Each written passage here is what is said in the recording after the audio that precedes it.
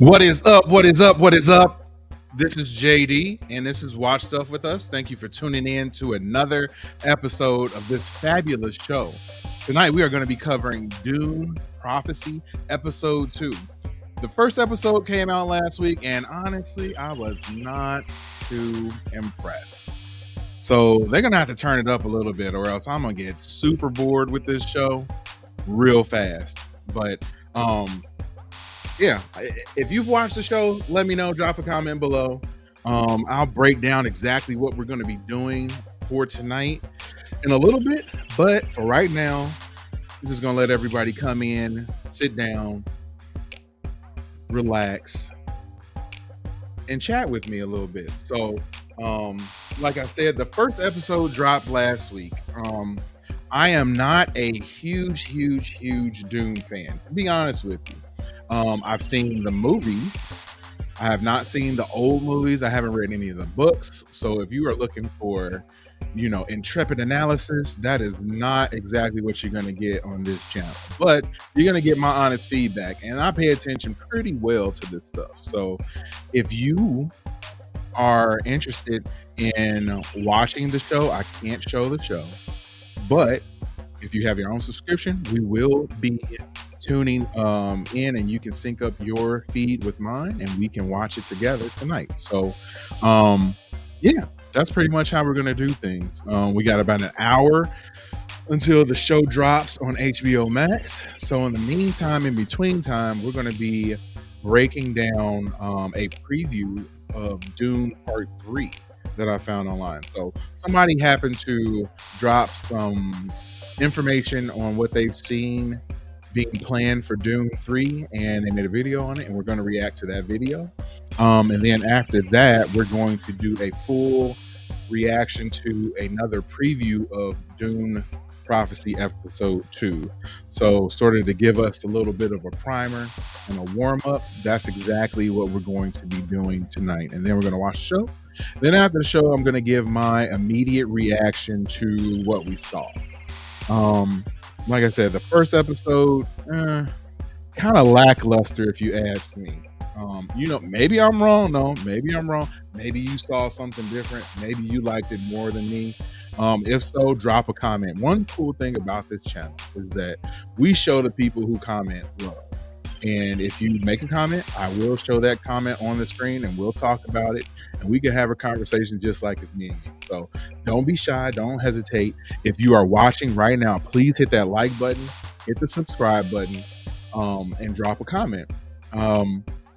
One other thing that's interesting about this channel is that a lot of people, I don't think, are necessarily appreciative of their people who sub to the channel and the people who watch. They just take it for granted. I don't.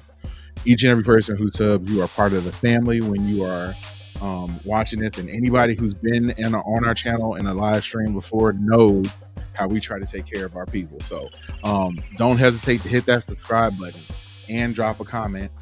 First and foremost, if you are out there and you are watching, let me know where you're from and where you're watching from, because I always find that pretty cool. I would love to know where we got fans at. Just so you guys know, we are in the Midwest. And I say we, normally my wife does these shows with me, but she hasn't been doing the Dune stuff. I don't think she's a big of a fan.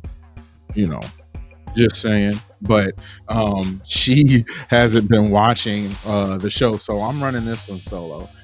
In the future, she's going to be doing some stuff solo too, because there's certain things that she likes that I don't necessarily like. And there are some things that we like together, and we will do those things together. So if you are new to the channel, some of the other projects that we have covered are Monsters, the Lyle and Eric Menendez story. We covered the first season of Monsters way back when.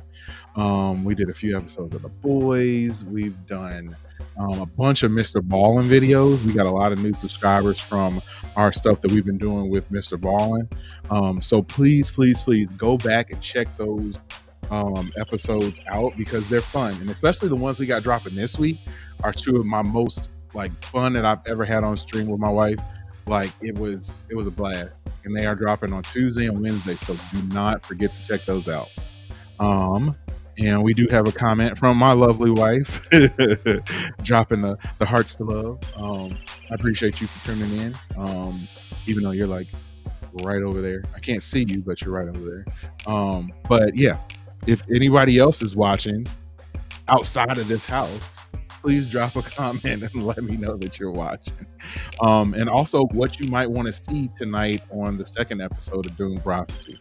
Like I said, in another like 3 minutes, we're going to jump into watching the preview for Dune Part 3, the actual movie Part 3 that someone made. So I haven't watched this. We're going to watch it together in real time, live, so we can kind of react to that. I always find it interesting when you have people who sort of like make content that is theoretical and not like actually something that's happened. Like that takes a lot of talent. So and like I said, Dune isn't my forte, but it's something that I'm watching and it's something that I'm getting into. I really enjoyed the first two movies, and I'm learning more about the lore. I'm learning more about the history of the Atreides, the Harkonnen, all of the major groups and families that are part of this show. It's a lot like Game of Thrones, so that's one of the things that I'm digging. I'm hoping that this show tonight gives us a little more Game of Thrones vibes than Snorefest vibes like I got the first episode. I had a few questions at the end, but it wasn't hitting for me. So I'm really, really, really hoping that it does. Yeah. As we prepare to do this, we're going to start that in about another 2 minutes. Yeah, please drop a comment. Let me know where you're from, what you're sipping on tonight. I got a little bit of lemonade, a little pink lemonade, I always apologize, everybody, but talking for like 3 hours can be rough on the vocal cords. So I have to wet my whistle every once in a while. But yeah, I am going to look over here, get everything set up. And yeah, I think we're good. So, like I said, while you're watching this with me, if you have a comment that you'd like to make, if you have something you like to say, something that you think is going to happen on the show, go ahead and drop it. And like I said, I will drop it on the screen and we can discuss it. It's no fun for me to just talk to this camera. It's a lot more fun if I have some other people to interact with. So I see people watching. I see we got 20 in the crowd right now. So say something. If you are on X, drop a comment right into the replies of this thread that you're watching, and I'll be able to show those on the stream too. So don't think that you just got to be on YouTube. If you are on Twitch, because we got people watching there too, drop a Twitch comment and I can show those on the stream too. So yeah, that's pretty much it. We are going to jump into the preview for Dune 3 right about now. On this episode of Watch Stuff with Us, we are previewing Dune 3 already. Yeah, we got something. Thanks for tuning in to another episode of Watch Stuff with Us. I'm JD, and tonight we are going to be previewing Dune 3. So please, please, please, right now, before we get started, hit that like button, hit the subscribe button, drop a comment so that I know that you're watching, A, and B, just to support the channel. We really appreciate it when you guys do that. So we're going to get this started right now. Dune 3 preview already. Looks like we got something.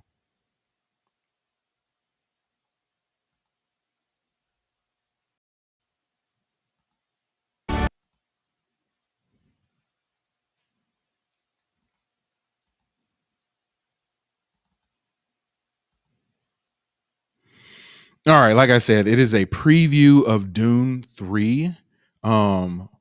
Basically what to expect in the next movie. Like I said, it hasn't happened. There aren't a lot of details out about it, but someone has taken the time to make a preview on their own. So I am going to react to that preview, and I ask you to do the same. If you like it, drop a comment. If you don't, drop a comment. Let me know what you think. Fear is the mind killer. My Lord Duke. Where the fear is gone, only I will remain. Don't you think that Dune 3, Villeneuve's final entry, is perfect? Plus, Chani won't be Paul's concubine in Dune 3. Dune 2's ending sees Chani leaving Paul behind after he accepts his role as Messiah. There's so much more to discuss about Dune 3, like how Princess Irulan's plot will change without Chani. In Dune Messiah, Okay, first off, I don't like these like AI videos like this, but hopefully the content is decent. So I'm gonna let that slide. But yeah, I'm not digging the whole AI voice to speech stuff, but hopefully the content's decent. Irulan thwarts Chani's attempts to become pregnant, among other intriguing plot points. So let's dive into what we know about Dune 3 so you don't need to hustle anymore. Let's get into it, shall we? Dune Part 3, currently aiming for a 2026 release, seems to be the perfect endpoint for director Denis Villeneuve's take on the Dune saga. When Villeneuve first announced he would adapt Frank Herbert's iconic Now I do know that there are not just three entries, like there's tons and tons and tons of more source material. So just because they're going to do three movies, I don't think that that's going to be the end of it, as long as this third one is successful just like the first two have been, and I don't see why it wouldn't be. novel, fans were buzzing with excitement. The success of the first film and the rave reviews for the 2024 follow-up Dune Part 2 have only amplified the anticipation for a third installment. However, this raises the question of when and how the film series should wrap up to provide a satisfying conclusion. The Dune series spans over 20 novels, though Herbert himself penned the first 6, starting with Dune in 1965. Yeah, This it's a deep, expansive universe makes long it challenging to series of capture the movie, entire lore in a or few sorry, and films. books for the Nevertheless, source material. Villeneuve has a clear vision. He used Dune Part 2 to set the stage for Dune 3, which is expected to adapt Dune Messiah. Given the themes and storyline of Messiah, it serves as an ideal conclusion to the story. Legendary has already confirmed that work on the Part 3 script is underway, and it's only a matter of time before Warner Brothers officially greenlights the project. Villeneuve is keen to bring his trilogy to a satisfying close. A satisfying close. A lot of series do not nail the ending. There's a lot of correlation made between Game of Thrones and Dune, and Game of Thrones definitely did not nail the landing. It's one of the things that I'm still mad at that series about. I know and understand that George R. Martin never finished the series of books, so the people on the TV show kind of had to wing it. But I'm really hoping that Dune is able to stick the landing. It can be difficult though to sort of thread that needle where you give people a satisfying ending without feeling like you're just catering to people and giving them exactly what they want. Like, people are down for the ride and want to be along for the journey, but if you make it a little bit too easy, it comes off as cheesy. Or if you do things that don't necessarily make sense with the rest of the movie, or with the rest of the previous movies, then people will definitely be turned off. That's kind of what happened with Game of Thrones. And I really do not want to see that happen with this series, because the first two movies have been so good. And with the overwhelmingly positive reception of Dune Part 2, it seems likely that WB will soon give the go-ahead. With the script development progressing, the final chapter of Villeneuve's Dune vision is on the horizon, poised to bring Paul Atreides' journey to a fitting end. That said, let's delve into how Dune 3 will diverge from the book after Villeneuve's Part 2 adaptations. While Dune Messiah takes place 12 years after the initial Dune novel, many of the cast members from the first two films are expected to return for Part 3. Timothée Chalamet will reprise his role as Paul Atreides to conclude his compelling. Yeah, I don't think that they're going to have any of the major actors not be a part of this movie. Like, that would be one of the worst things that could possibly happen if you have Zendaya or, Paul's, the actor who plays Paul, not be a part of the movie. Like, I feel like that's a given once you get so far into these big series, that if you somehow mess up and outside of death, if there's like some kind of contract negotiation that goes wrong, or some kind of personal disagreement, and you don't have the show, or the actors who are, a major part of the show or movie, like Timothy Chalamet is, and then all of a sudden he's just not in it, and you replace his character, like, people are gonna be thrown and people will probably riot. So I really hope that they don't go that route, and they just go ahead and do what they have to do to get those actors signed. And I can't imagine that they didn't sign a 3-film agreement to begin with. Most of the time, actors don't just do one movie if they are signed as a lead character. So I can't imagine that they would sign him, or they hadn't signed him for 3 movies to begin with. Same with Zendaya. Timothy Chalamet will reprise his role as Paul Atreides to conclude his compelling character arc, alongside Zendaya as his Freeman love, Chani. Florence Pugh's Princess Irulan will also be crucial, as her emotional journey in the third book significantly impacts the narrative. Anya Taylor-Joy's surprise appearance as Aaliyah in Dune Part 2. Yeah, that threw me off, being the unborn sister. And I guess they did just say that this movie is supposed to take place 12 years after the second movie. So I guess they will be able to age up the child a little bit, but um yeah, it kind of threw me that the unborn sister was already, plotting and helping her brother out in his battle against the Harkonnen. Used her as a vision from the future, despite Aaliyah being a mere infant in the original story's timeline. This portrayal poses challenges for Dune 3, where Aaliyah plays a pivotal role as a tween with the consciousness of an adult. It remains uncertain if Taylor-Joy will continue in this role, given the complexities involved. Again, makes no sense for her to have signed up for that small of a role initially and then not be signed for the subsequent movies. So I'm already not digging this analysis as far as the actors and stuff goes, because we know that if they were to initially sign on for a movie, there's no way that she would just be like, yeah, I'm just going to play this one character and then you guys can recast it. No, that makes no sense. Dune Part continue exploring themes of blind faith, which are central to the Dune saga. By this point in Dune Messiah, Paul Atreides has ascended from Messiah-like figure to Emperor of the known universe. His rule sparks religious fervor among his followers, particularly the Fremen, who advocate for a war that threatens billions of lives. Yeah, I really find it interesting that the Fremen are 100% behind him. And I mean, he is the Messiah. He is their almost like Jesus figure, and they are 100% behind him and will do whatever they need to do to support him. I'm sure his favor is not that high amongst the rest of the known galaxy, I guess, but um, I find it interesting that he, as this series is going to move forward, he is able to somehow gain power throughout the entire galaxy, I guess. Like it's weird to think that, like, we think of power in a smaller scale here on on our planet, but, or even with our, with our country, or whatever country that you live in. People have power in their region or their country, but that power doesn't necessarily extend to other countries. But imagine being so powerful that your power extends across planets and across galaxies and into the entire known universe. Like, that is, I mean, how can that feel? Like, what is that, and how does that not corrupt Paul?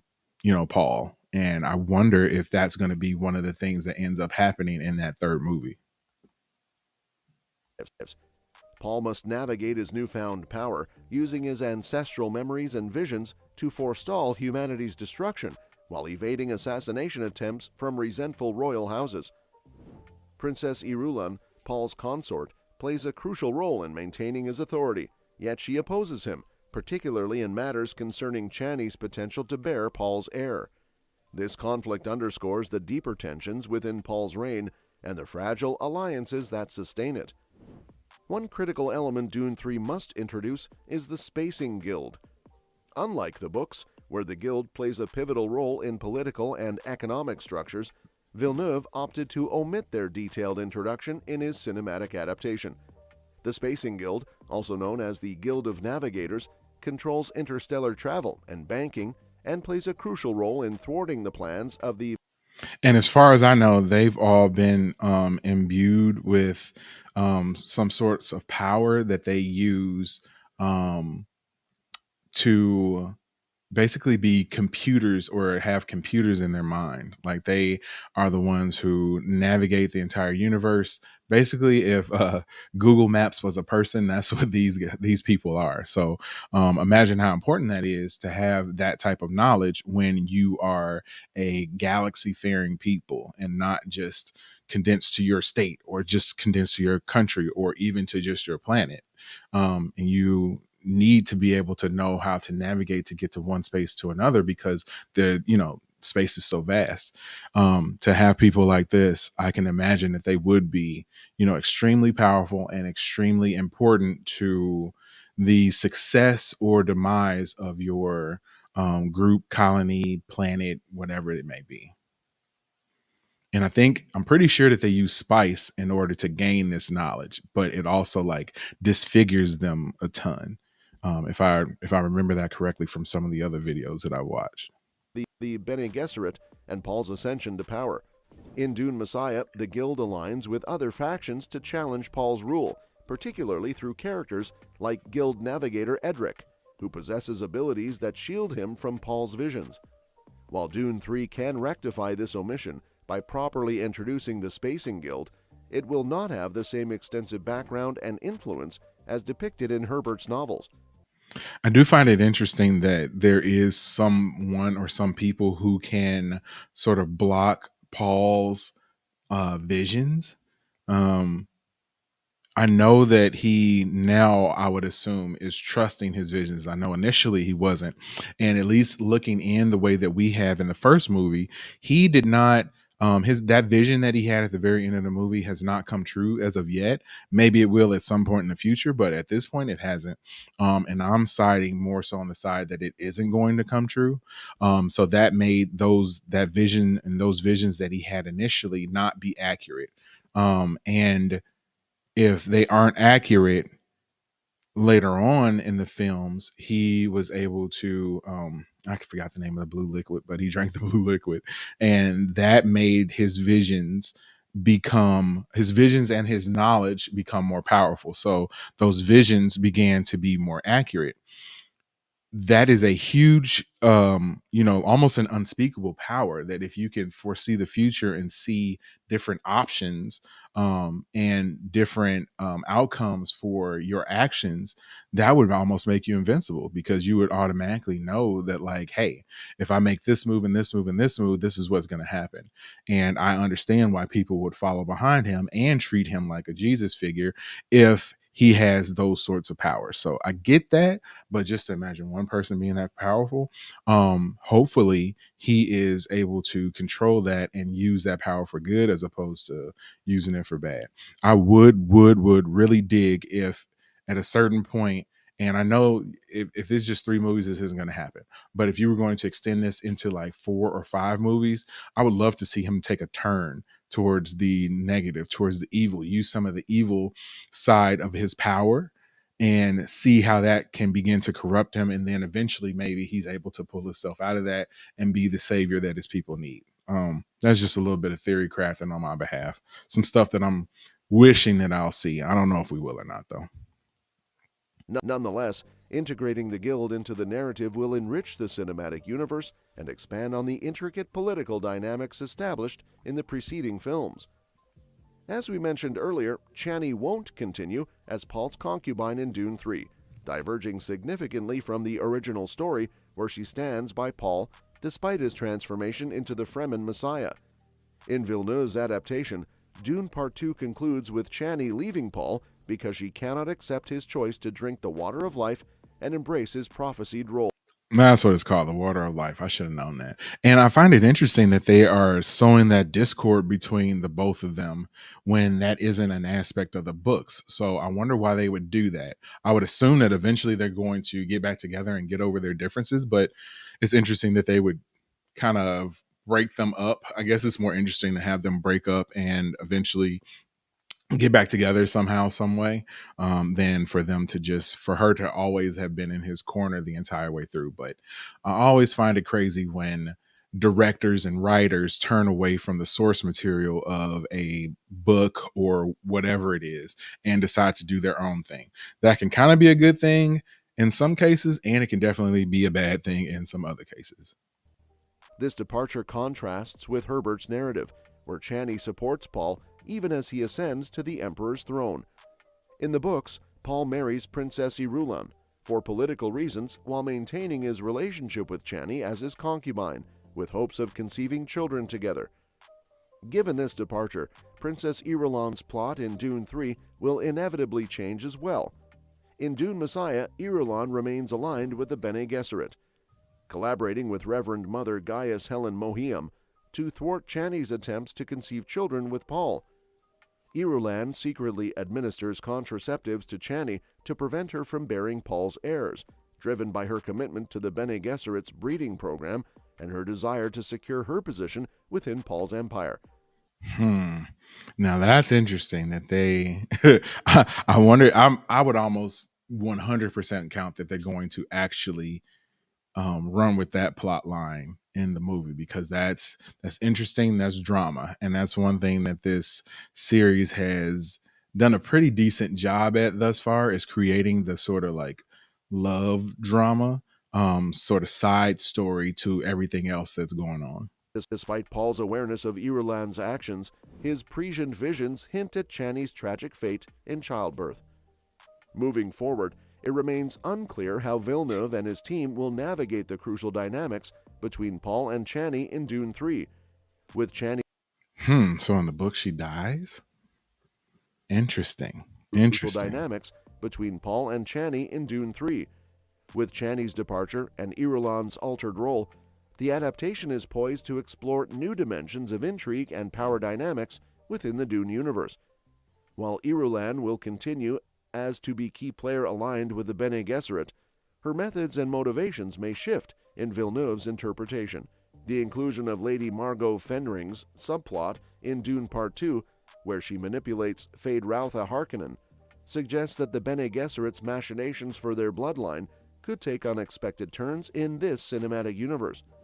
Yeah, the Bene Gesserit have been like really pulling the strings behind the scenes. They were the ones who crafted the whole Messiah story for Paul, and basically said that he was the chosen one from the beginning, or he's revealed himself as a chosen one, but they've been sort of predicting and saying that he was going to come for thousands of years. And I'm pretty sure that that is one of the main points of the Dune Prophecy series, which we are also covering and will be speaking on every Sunday night. So if you happen to be watching this preview, don't forget to check out my commentary on Dune Prophecy every Sunday night, starting at 7 p.m. Central Time, all the way through the episode.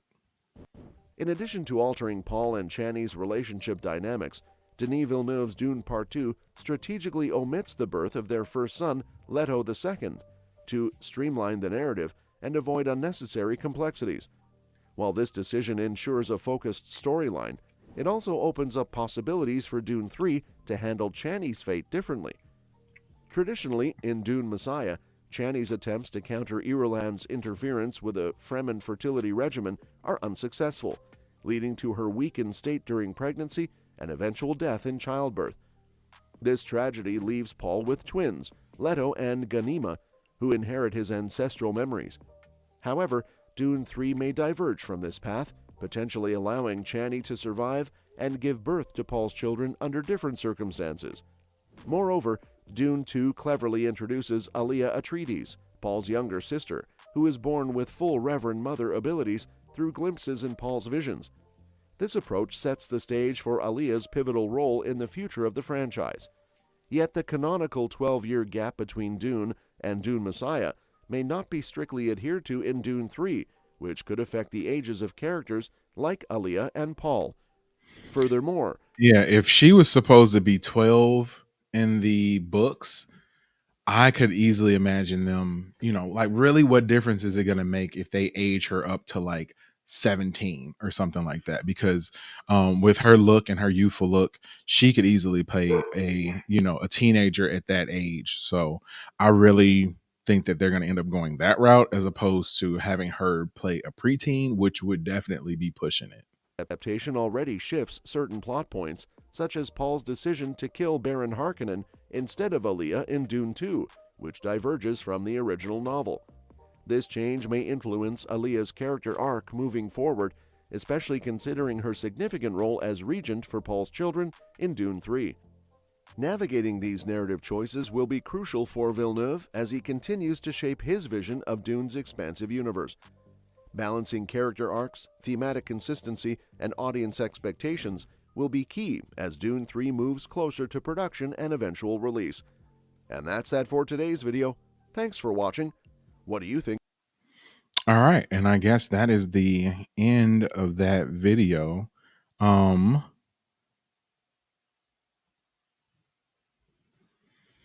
Yeah, so what to expect in Dune Part 3? I think that preview is a good primer for it.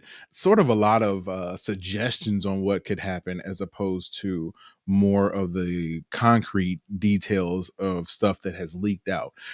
We are supposed to get the movie in 2026, it seems, and I would think that they have either started filming or will be starting filming very soon.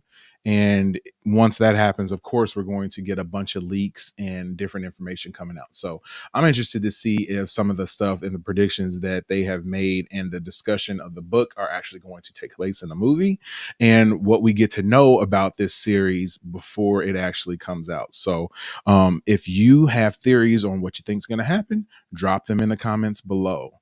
Also, while you're here, and if you love this Dune content that I'm dropping, hit that like button, hit the subscribe button, and be sure to join us each and every Sunday for Dune Prophecy, like we are tonight.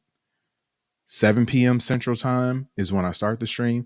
8 p.m. Central Time is when the show starts, and I will be doing a watch along watch party for it. So do not be a stranger. Thanks for dropping by. Peace.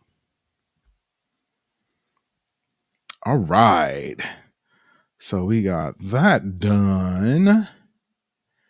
Next up, as we get closer and closer to the start of the episode, if you're just joining in right now, I'm JD. Thanks for checking out Watch Stuff with us. We are going to be watching Dune Prophecy tonight, episode 2 on HBO Max. It starts in a little less than half an hour. So as a real and true primer for that, we are going to jump into a breakdown of the episode that was done by the wonderful people at Screen Crush. They always do a wonderful job, and I love reacting to their videos because they drop so much knowledge that I definitely don't know. And hopefully, while we do that, you guys can check it out too. So if you're watching right now, drop a comment, let me know you're here, say what's up. But we're going to get started shortly with that. Let me just get this set up.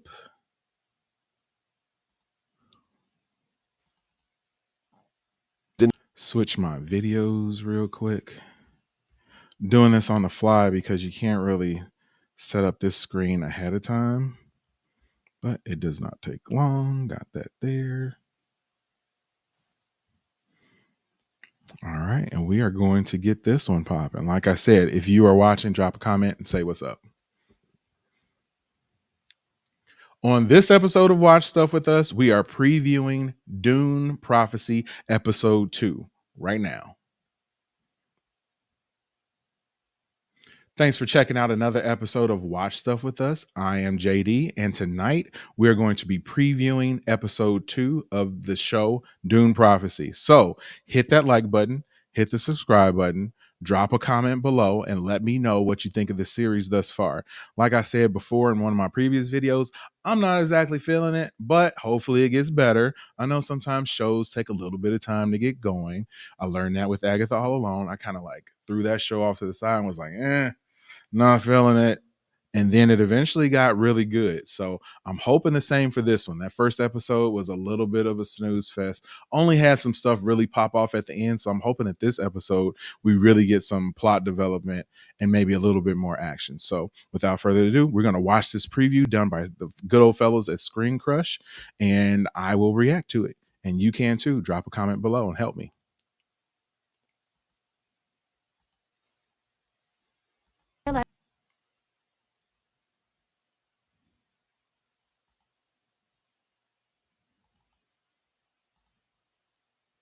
I've been honing.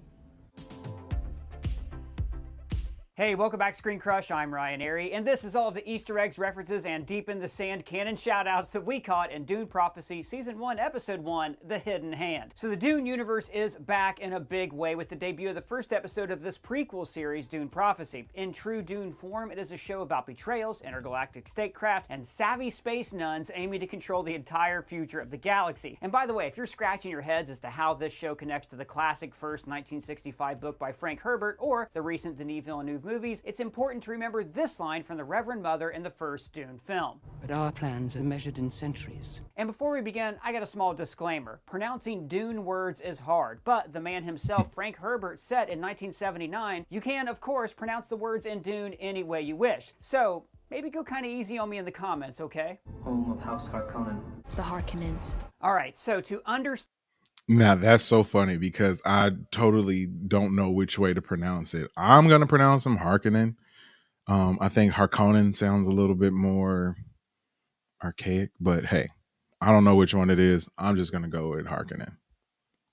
this show, you've got to first know that this series is mostly focused on the early days of the Bene Gesserit sisterhood, even though nobody at this point calls it the Bene Gesserit yet. The Bene and the Gesserits? The Bene Gesserit are a matriarchal sect in the Dune universe, and in this show, we're seeing that sisterhood at roughly the beginning of their rise to power. As the main character, Valia Harkonnen, tells us in a voiceover, the sisterhood was set up to work as truth-sayers assigned to the great houses to help them sift.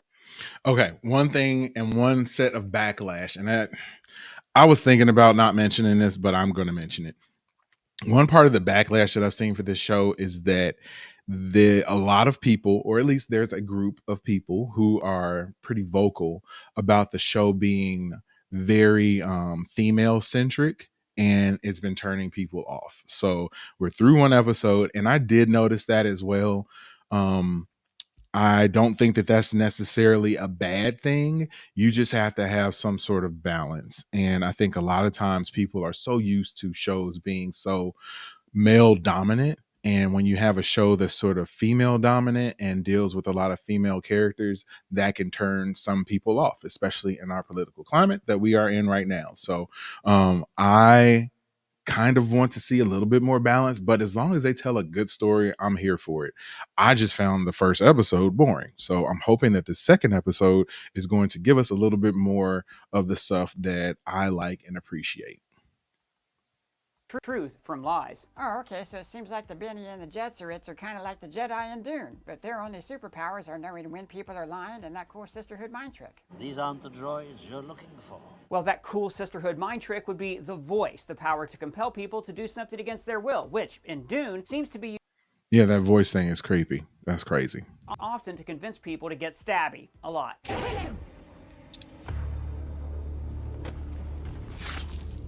Within the first 15 minutes of this episode, we see Valia Harkonnen as the first Sisterhood member who wields the voice. And this moment is a perfect microcosm for the entirety of Dune Prophecy. This is a show that's going to reveal certain Dune origins, just not the way you think. By the way, Doug, why is there a barber pole outside? Oh, you know,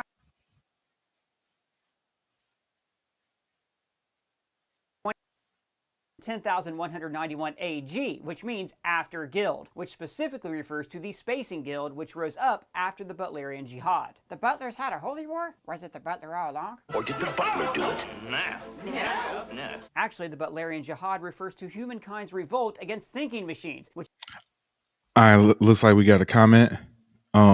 So I'm gonna stop it real quick. Alex Lee, what is going on? Thanks for tuning in. Be sure to hit that like button and subscribe button if you haven't done so already. But what am I drinking? This is nothing but lemonade tonight. Normally I kind of try to turn up a little bit, but tonight is just lemonade, man. Nothing fun. I was kind of thirsty and dehydrated, so I'm going with something basic tonight. It's kind of in the cool little mason jar, and I got the top from Amazon because I'm a nerd and wanted a top that could so I could take it in my car and drink it. But yeah, just lemonade tonight. What you sipping on at home? Let me know, man.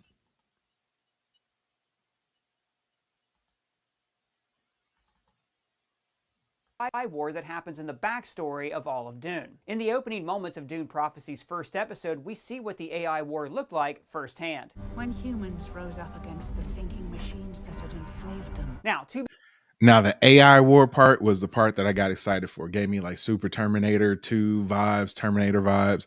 Like that was the part that got me excited. I wish they would do a whole show based on that. I feel like their battle against the thinking robots, I think that's what they call them. But that battle was the part that drew me in the most, and I would kind of like to see a show that was a prequel based on that, like how they took them down or how powerful their society was before them, and then what it turned into after the AI sort of rose into power and prominence, and then eventually them taking it out. Like that's a few seasons worth of material right there. And I think that that would have been a whole lot more interesting than seeing the origin of the Bene Gesserit, if you ask me. And like I said, I don't know. I don't know. Maybe this Bene Gesserit thing is going to end up being cool, but it's kind of like seeing the origins of the church. And that isn't always something that's very entertaining or what's the word I'm looking for? Interesting. Other than the horribly negative things that they did in order to push their idea of the truth onto everyone else.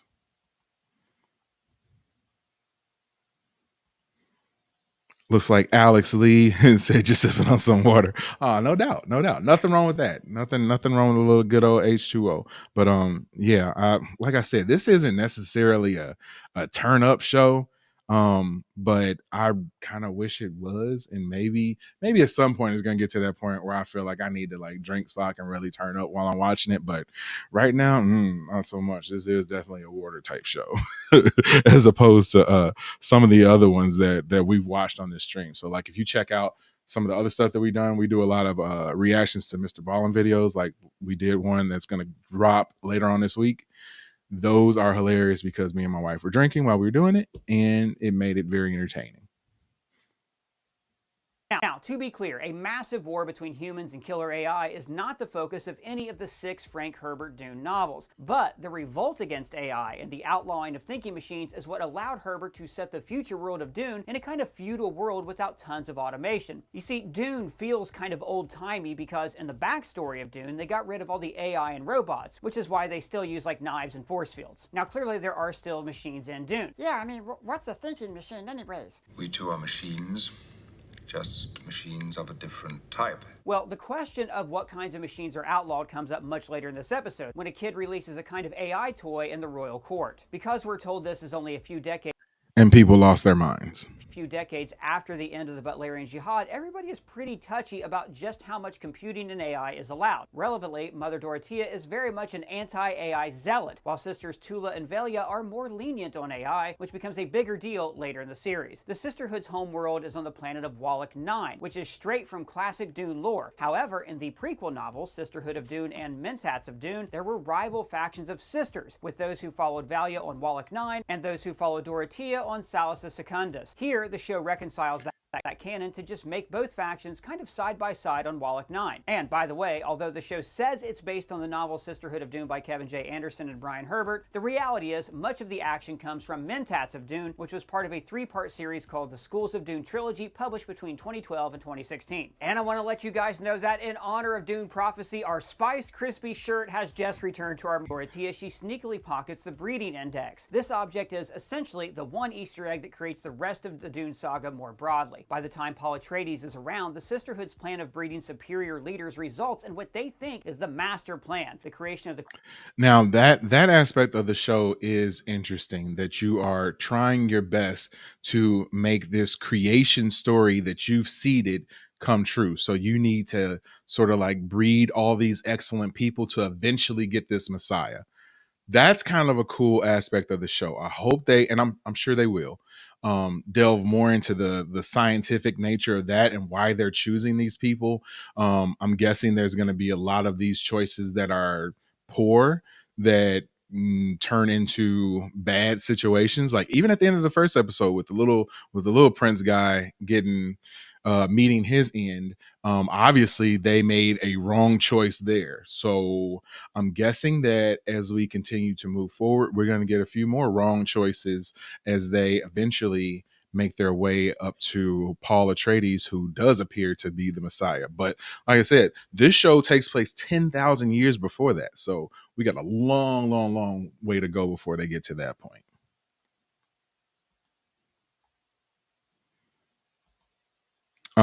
Alex Lee dropped another comment. If you like that sci-fi history shiz, especially Foundation of a Church, you should check out the first 5-ish chapters of a book called Dominion by Tom Holland. Tracks the history of the Christian church. Dope. I do like those kind of things. I'm not a super big history buff, but I enjoy things that are history related and also like conspiracy theories. And there's a lot of conspiracy theories that go along with the Christian church and deal a lot of things, or a lot of things that deal with like the Crusades and how they were able to spread Christianity throughout the known world at this point, and all the horribly bad things that they did in order to spread that. So I think that this show Dune is a big allegory for that, and I talked about that in my other videos too. So yeah, it's kind of cool. It's kind of cool to see this turn into that, and all the the bad things that they're going to do to move this group, or once they eventually turn into Bene Gesserit, to move this group into prominence, and that there's prominence so much that their influence is able to spread across the galaxy. So that aspect of the show is definitely interesting, and I know that we have to get backstory in order to get to that point. It's just a little slow, so that turns me off. But can't get everything all at once. I know, I understand that. So I'm willing to give it time. And I'll continue to watch it as long as you guys continue to support me watching it and you hang out and watch it with me. Of the Quitsits Hatterack, a super being. For thousands of years, we've been carefully crossing bloodlines. His mom, I gotta say this, and I know we're talking about the movie and not the show as much right now, but his mom, I really feel as though, and like I said, I haven't read the books, but just going by the movies, the arc that they seem to be providing with her is that she is going down a path of kind of turning negative and evil. I think, I'm not 100% sure on this. I don't have anything to back it up, but I feel that this prophecy is something that has really sort of taken her over, and she is now to the point where she will do anything to make sure that this prophecy comes true. And she feels as though she's influencing the prophecy and creating the prophecy all at once. So because of that, she feels that she's extremely powerful. And I don't think that that's going to be the best thing for Paul. And you've already seen Paul kind of let some of the stuff go to his head a little bit, and his character and his demeanor has changed in the movie. So that's definitely like super interesting, and honestly infinitely more interesting than Dune Prophecy episode 1. But like I said, I'm going to continue to give it a chance. To bring forth one. So basically, without that handy breeding index, Paul wouldn't be born at all, meaning that Valia Harkonnen was both directly and indirectly responsible for Paul's birth. Directly because her saving the breeding program results in Paul, and indirectly because she is part of the Harkonnen family, which Paul hails from on his mother's side. Right after the death of the episode, Valia says, I knew then the name Valia Harkonnen would forever be damned to the wrong side of history. But Valia also seems to hate her own family, because when House Harkonnen requests a truthsayer, she denies them the request. Yes, to House Varric. Kamali will have to wait. And you can tell House Harkonnen no. Now this is relevant because it seems to start a tradition in which House Harkonnen's relationship with the Bene Gesserit is rocky, even in the time of the movies and the first 3 Frank Herbert novels. You might have also noticed that at the start of the series, when Valia is on her home planet before she goes to join the Sisterhood, it's not the planet Gedi Prime. That's because, at this point, Lankavale is a place where many people from House Harkonnen dwell. In fact, this planet's chief export, at this point in time, is whale fur, which is why, much later in the episode, in the royal court of House Carino, there is a guy named Baron Harkonnen trying to sell whale fur to the Emperor. Whale fur. The profit is there. It's Whale fur. Whale fur. Somebody, if you know anything about this series, please explain that to me. That makes no sense. It's simple mathematics, really. I'm sure you're right, Baron Harkonnen. Let me think about it. Yeah, when's the Baron gonna shave his head and turn into Luthen from Andor? Well, that is not the same Baron Harkonnen. This is from like 10,000 years earlier. So in 10,000 years, all the Harkonnens are gonna shave their heads, but not now. Well, and speaking of things that might not match up with your memory of the newer Dune films, when the action cuts to Seleucus Secundus, homeworld of the Imperial House, this might not look like the way you remembered Seleucus Secundus. In Dune Prophecy, the planet looks like this. Oh my god! What is that? But 10,000 years later, in Dune Part 1, Seleucus Secundus looks like this. So why is Seleucus Secundus homeworld of the Imperial House in Prophecy and the Imperial Army planet in Dune? Well, over time, House Carino, the ruling house, moves from Seleucus Secundus to the planet Catane. Once we're with House Carino, we quickly meet Princess Yanez, who is doing some shield practice with her swordmaster, Kira. Yeah, and there was definitely some stuff going on with the Swordmaster. Obviously, she has some sort of physical relationship with him, but also it seems as though later on in the episode that the Swordmaster and that bartender who looked to be a Fremen had some sort of relationship, or something was going on between them where they were looked like they were trying to set up Princess Nez. I'm not sure, but that's what it looked like to me. I'm sure we're going to get some more background on them on this second episode, hopefully. Atreides. So this scene is meant to replicate the famous shield practice scene from the original Dune novel, in which Gurney reminds Paul how to fight with blades that can penetrate personal force fields if you move through them slowly enough. This scene is a clear evocation of the 2021 version of this scene, but you can always think of Patrick Stewart and Kyle MacLachlan if you want to. The last name, Atreides, is obviously an easy one to catch. Kieran is clearly a distant ancestor of Duke Leto II Atreides and Paul Atreides, and overall, the royal house we're getting to know here, specifically Princess Yanez, her brother Constantine, and Emperor Jevakino and Empress Natalia, are all ancestors of the same ruling house that's in charge of the known universe 10,000 years later. Christopher Walken and Florence Pugh in Dune Part 2, that's House Carino, and the origins of their reign are being explored right here in this show. The short explanation of what's happening in the Carino part of the show is that Princess Yanez is being betrothed to Pruitt Riches, who is a young boy and Yeah, and a total, like, even as a young boy, like, you know that there's some kids who are going to turn out to be not so kind and not so good people, and he was definitely one of those kids. I'm sad that he met the fate that he did, but no tough loss. Yeah, I said it. boy and heir to the power of House Riches. And if you've not heard of House Riches, don't worry, it's not one of the big famous houses like Carino or Atreides. I'm not even pronouncing their name right. You are not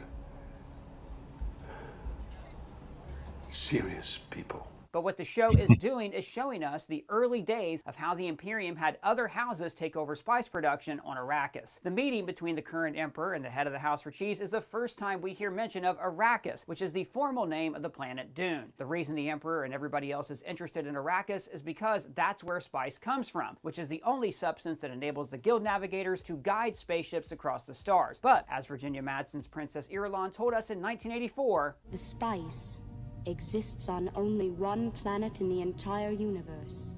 So, just like in the state of affairs 10,000 years later, the Imperium needs spice production to be stable to foster interstellar commerce and travel, which is why the leader of House Riches says, and spice will flow. Now this is a fun Easter egg because the phrase, the spice must flow, is often associated with Dune, even though that exact phrase does not come from the original novel. Instead, the first time the phrase, the spice must flow, was spoken exactly like that was in the prologue to the 1984 movie in which Kyle MacLachlan did an uncredited voiceover as a Spacing Guild official saying, the spice must flow. And if you're looking for even more fun Easter eggs, we get a scene later during the engagement party in which Constantine is playing the baliset, the famous instrument later favored by Gurney Halleck. My hand is caked in sand. Now, and Constantine is the brother of Nez, I believe. That's one thing I said before, that it's really difficult to keep up, let alone not just the pronunciations of these groups and these families, but the who's related to who and how all these characters are running in the same circles. Like, that can be super difficult to follow along with. So hopefully I'm able to do that as we continue to watch. It is getting a little bit easier, and watching this background video as sort of a primer for this second episode is a good thing. This first episode of Dune Prophecy ends up revolving around a mystery box character who, interestingly, is not from any of the existing books, and for now seems to be unique to the TV show's continuity. This character is Desmond Hart, played by Travis Fimmel, who you might remember from Vikings, or Interesting that he is not in the books. So like his character is a complete wild card, and I wonder if that makes him important in the grand scheme of things or not as important, because you would think that if there was an important character, he would have been in the books. And the fact that they are adding a character who is completely made up for the show, I would think that he's not going to be a major character, but he did something very major at the end of that first episode. So HBO sci-fi show Raised by Wolves. Now, we're told Desmond Hart is a soldier for House Carino who has just returned from Arrakis. And with the arrival of Desmond Hart, the show's title starts to become a little clearer. Somehow, Desmond Hart survived a direct attack from a sandworm, also known as the Shai Hulud. But more importantly, the member of the Sisterhood assigned to the Emperor, Sister Kasha, has a trippy vision of Yanez getting swallowed by a sandworm and some ominous figure with blue eyes mocking her in the darkness. This moment is very similar to the visions that Mother Rakella had on her deathbed at the beginning of the episode, in which a giant sandworm consumed all of the Sisterhood. The sisters call this vision the dreaded prophecy, the Tyran Arafel, or just Arafel for short. And basically, it's the fear that they'll all be destroyed by the holy judgment of a tyrant. But who is this tyrant? Now, the quick answer would seem to be Paul Atreides, since in the future, Paul will punish the Bene Gesserit for their role in manipulating all of history, and his one family specifically. But the giant sandworm thing kind of suggests that this whole tyrant holy judgment thing actually refers to Paul's son Leto II, who, by the fourth book, God Emperor Dune, becomes a human sandworm hybrid who rules the universe as a tyrant and makes things very difficult for the human sandworm hybrid, like we're gonna get that deep into this stuff? That's crazy. That's why I was assuming that the movies aren't just going to end with this third one, and that maybe this is just the third one is the end of a certain of that like Messiah arc, and then we're going to move on to some other aspect of this of the books and the lore that is the show. Like I could easily see them being expansive like Star Wars and stuff, but yeah, I think I'm going to go ahead and end this there. Like this was a good warm up. So I feel like I got my memory refreshed on everything that happened in the first episode, and now I'm going to go and watch the actual episode. If you are watching this live on Sunday night, that episode is about to start in about 2 minutes. And if you are watching a replay, thanks for checking this out. Be sure to watch my rapid reaction video to everything that goes down in this second episode, which is going to drop as soon as I'm finished recording this one.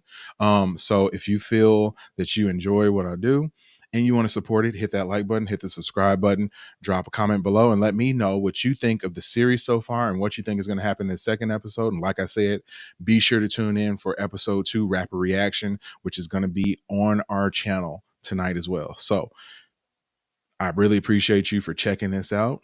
My name is JD. Peace.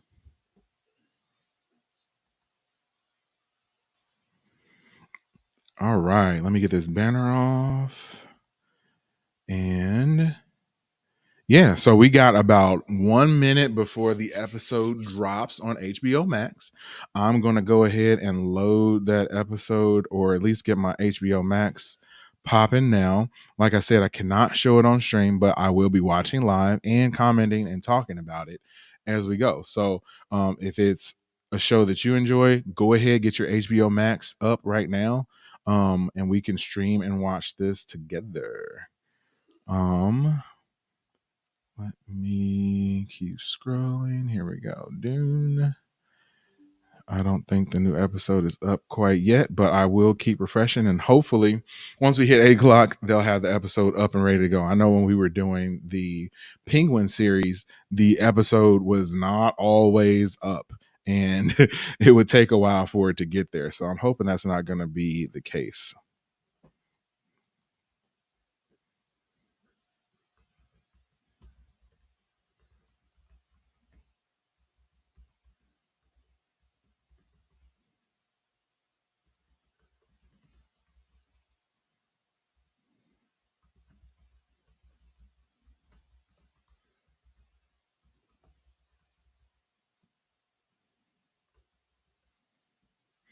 All right, I'm going to get my...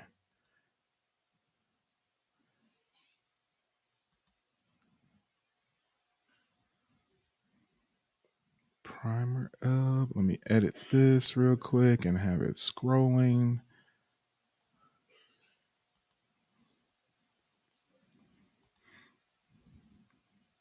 Yeah, there we go. We're going to have it like that.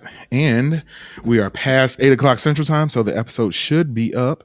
And boom, it just appeared on my stream, and I will be watching it now. It says the episode is entitled Two Wolves and runs 1 hour and 3 minutes. So, like I said, once I hit play, I will be watching the episode. I will not fast forward through any of the previews or anything like that. So odds are there's usually some kind of like recap and they might show like a commercial or something beforehand. I will not push anything after I hit play, so you can sync this up with me. So if you're interested in watching, I am going to do that right now. And hold on, the episode just like disappeared. It was up and now it disappeared again. What the heck? That is crazy. It literally was here and it said new, and now the episode is gone. What is that? That's crazy. All right. So while they continue to get the stream back up and running, I guess I will sit here. Let me try to refresh it again and see if it pops up. What the heck? That's wild. So yeah, if you have the show and you are watching it, or you have your stream up, let me know if you can see the episode on your end or not. Like I said, the episode was entitled Two Wolves. It was live on the stream. I saw it and now it has disappeared. So I don't know what's going on, but I'm hoping that they will bring it up in a second. I see that we got somebody watching on Twitch. What is up? Thank you for tuning in. My name is JD. Thanks for watching some stuff with us. We are going to be doing episode 2 of Dune Prophecy. So if you want to, while you're watching, drop a comment and I will show those comments on the stream and we can talk about it while the show is going on. And the episode is still not there now. How odd is that? That it was up and then it wasn't up. So maybe the HBO people jacked up something.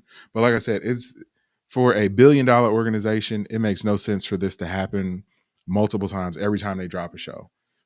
We had some issues with the Penguin show when that came out, and even back during the summer for Hard Knocks. If you watch the Chicago Bears Hard Knocks, there was an episode that didn't upload for like 45 minutes after the episode should have been up. So had people waiting. Like, makes no sense. Anyway, in the meantime, while I'm waiting for this, please let me know what you think of the show. Let me know what you are expecting for Dune Prophecy thus far. What do you think is going to be happening in this episode that's going to be airing tonight? And it looks like the episode has popped up again. So I'm going to go ahead and push play before it goes away.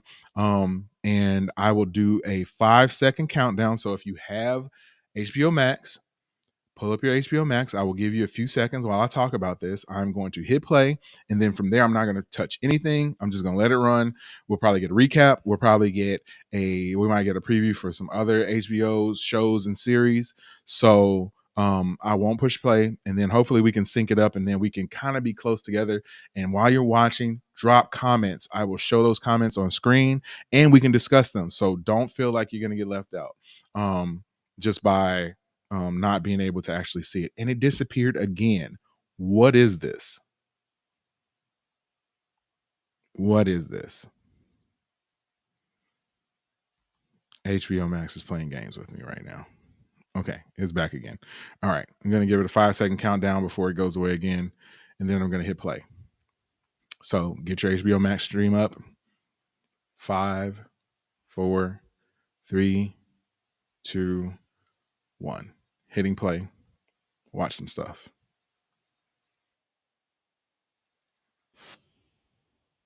And we're getting a preview right now for a DC show, an animated DC show. Like I said, I'm not skipping it. I'm just gonna let this play because I don't want to mess it up, and I feel like the show might disappear again if I do that. So that's where I'm at. If you're watching, please, please, please drop a comment. Like I want to talk about this show with you. So drop a comment. I see that we got 33 people in the audience right now. Big shout out to all 33 of you guys for tuning in and hanging out with us. So don't be a stranger. Drop a comment. Now we have a recap of last week's episode that's going on right now. I am not skipping it, but they are talking about everything that happened in the last episode. If you want a bigger and more detailed recap of the first episode, we had earlier in the stream a primer for that, and a recap of that episode that I watched and spoke about and reacted to. So that was a good warm up and preview for this second episode.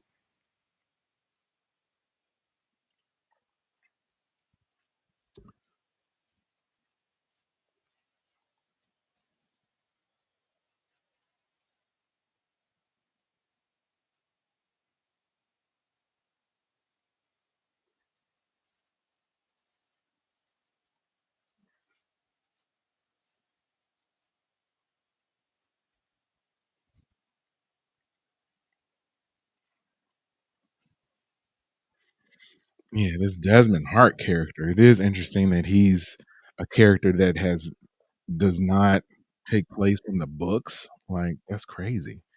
Um, so yeah, I wonder what's his use, especially for him to have such a strong introduction in this show.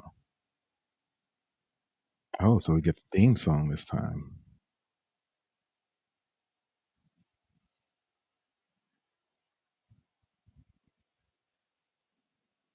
I have it turned down so low so I don't get like copyright stricken. So I can't really hear the music from it, but it looks okay. It's definitely an AI generated um intro, which I don't know how I feel about those these days.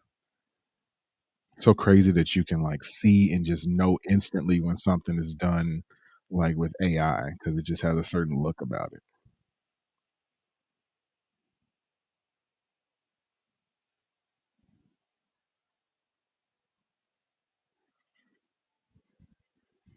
Yeah, I'm really hoping that this episode is good.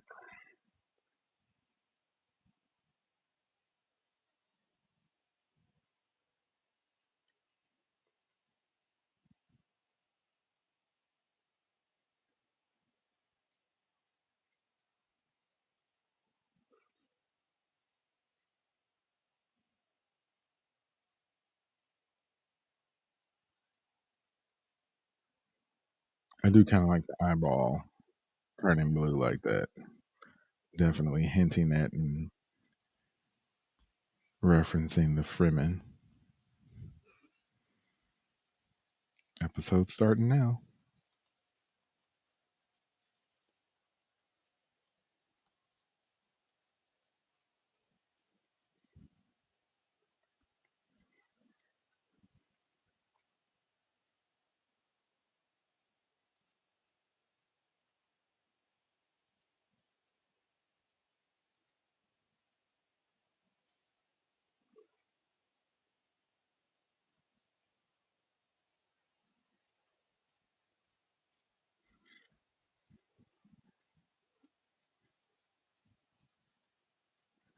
I don't think we met this character before with this blue shape on her forehead.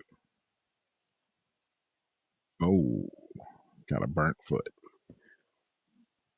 Oh, they're looking at the lady, sister who died. It was like burned alive, and nobody knows how.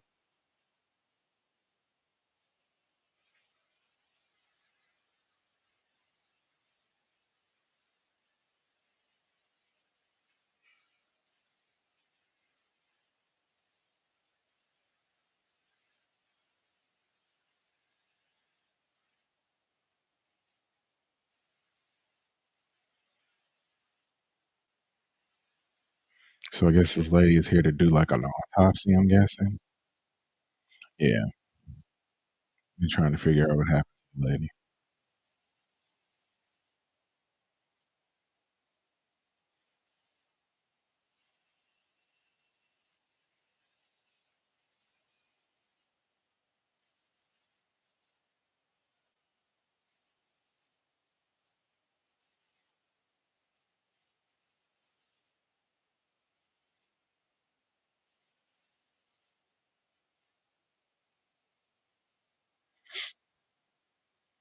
So I'm guessing this lady's gonna be able to like read her thoughts, maybe. Ooh, like, dig into her skin. Ew.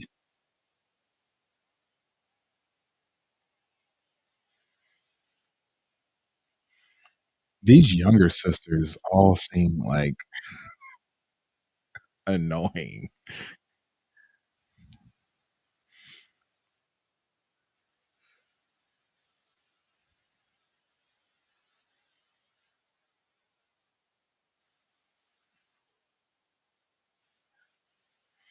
Yeah, I'd be keeping my guard up too if people were just spontaneously combusting while I'm hanging out.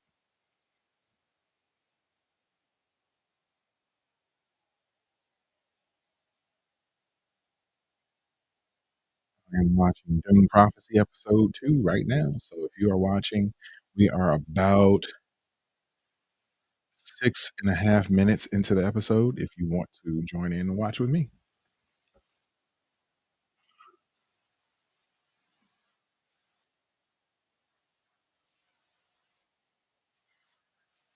Man, Valia looks rough, man.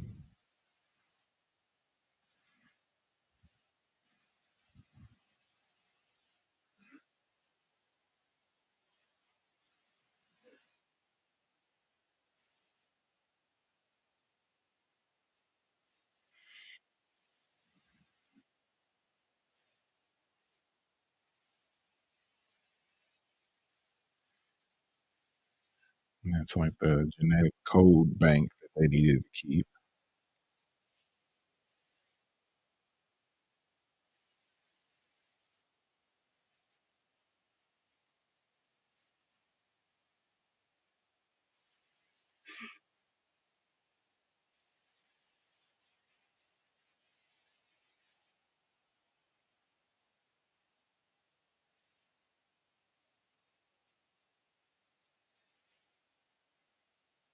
They don't know what's going on, which you would think they would at least have some kind of hint of what's happening,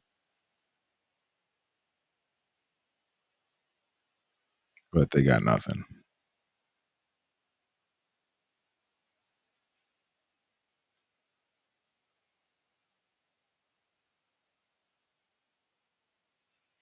So they're still trying to go ahead with their plan of getting the princess to come there and to be um, their next person sort of in line.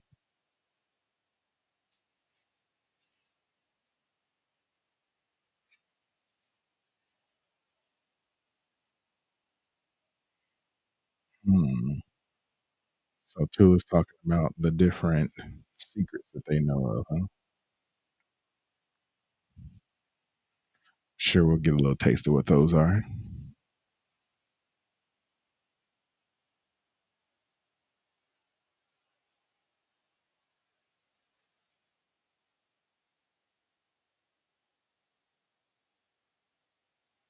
Sister Theodosia.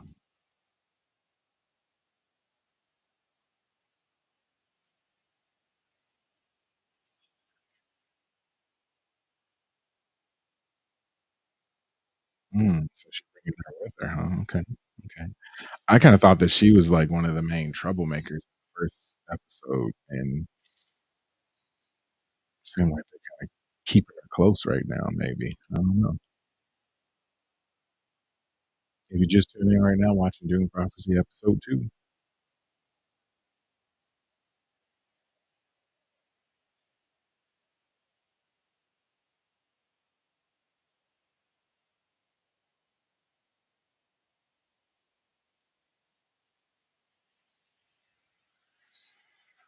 And it looks like we have Princesses Nez and her brother Constantine, and looks like they're gonna look up the burnt little prince guy right now.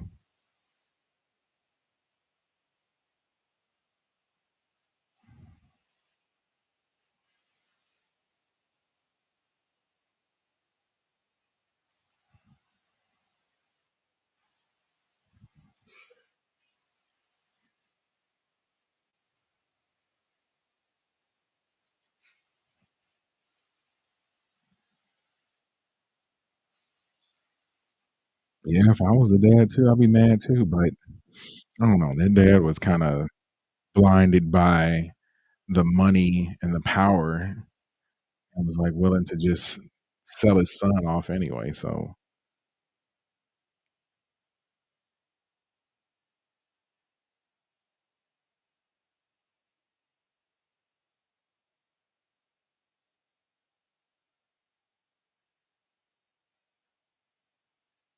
the queen is saying that it was just some accident? I don't know how somebody just ends up burnt on accident.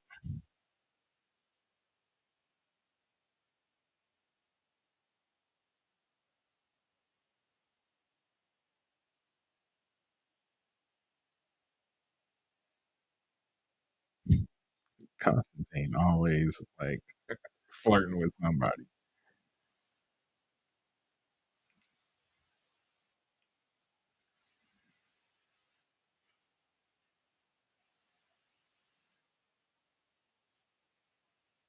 So this Desmond Hart guy is trying to say that he did this for, um, Javico, the king?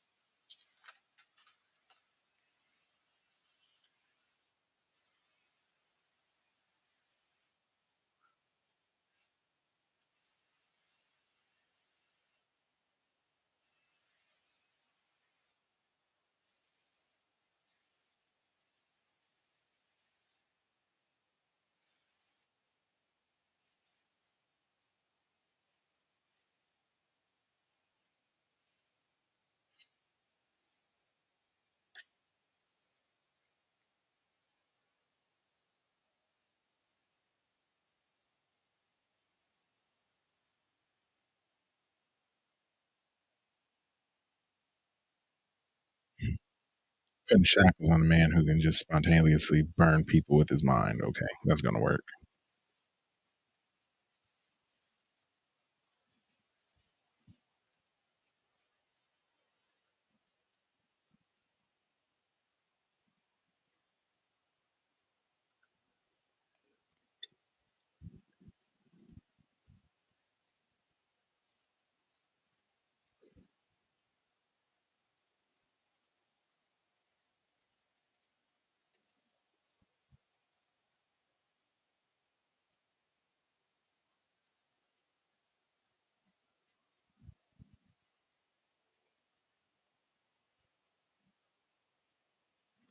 Hmm.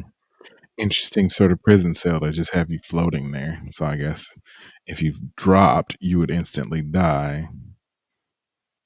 Guess it's kinda smart.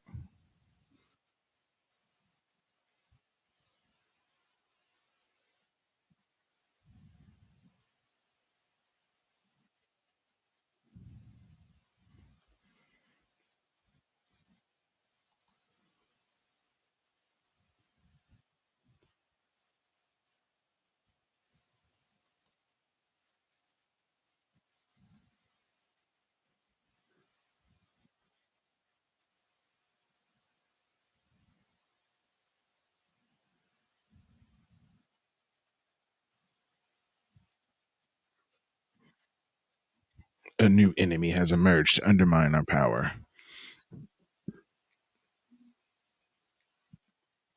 Yeah, we still don't know who Desmond Hart is aligned with either, so that's interesting.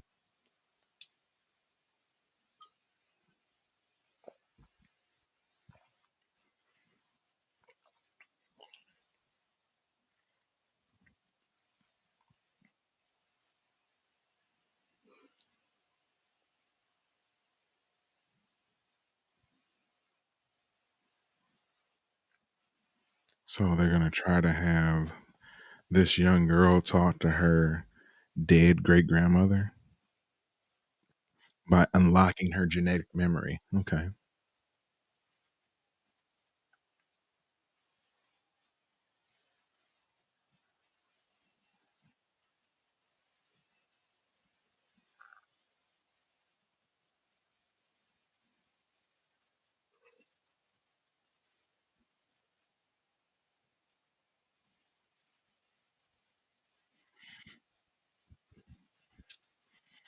whatever happens, this isn't gonna go well for her.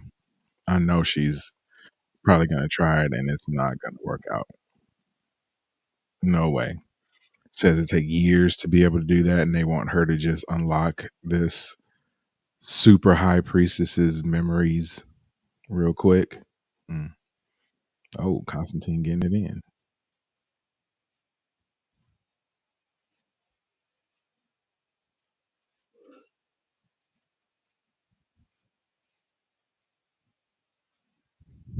The conversations that people have on TV shows and movies while they doing a do is always interesting to me.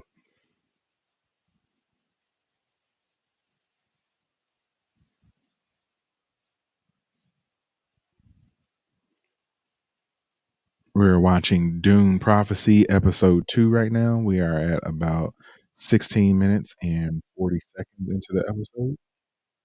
If you want to tune in and join in, might be a little bit of a spicy part for you to join too.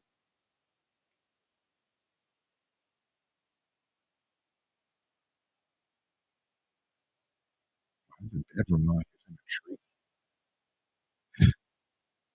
that real?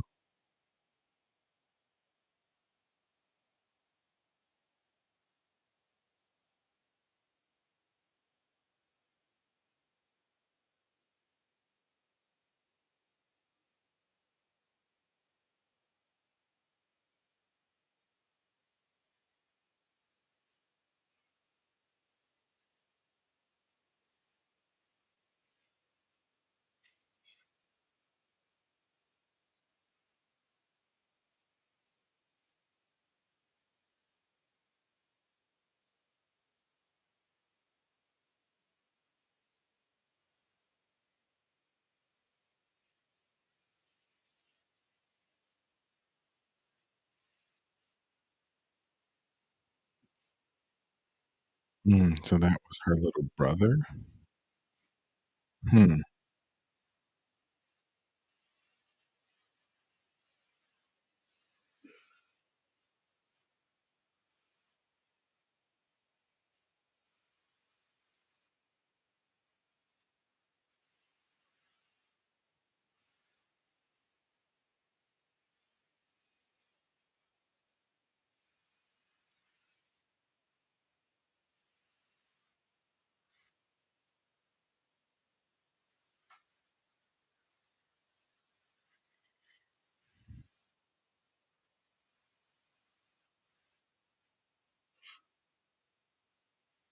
Of course, whoever controls the desert planet, as they talk about, is most important.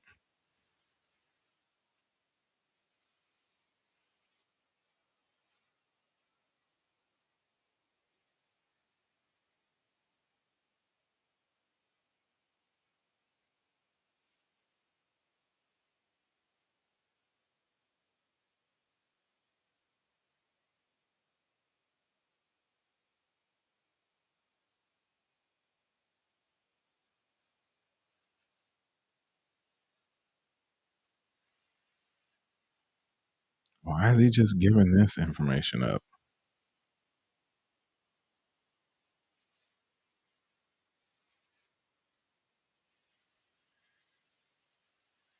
Like, that jump makes no sense to me. Why would he just all of a sudden start giving this information up?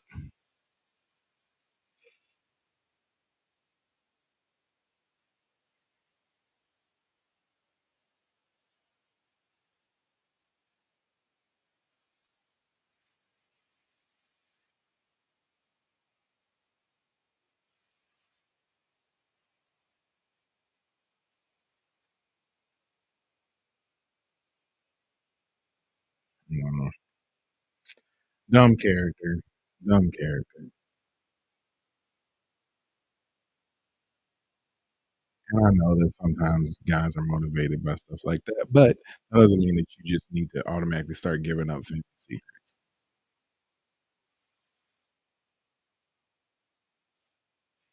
And they talking about that Desmond Hart is one of his soldiers. Like, I don't think that he's a soldier. He's a plant from some other group or something.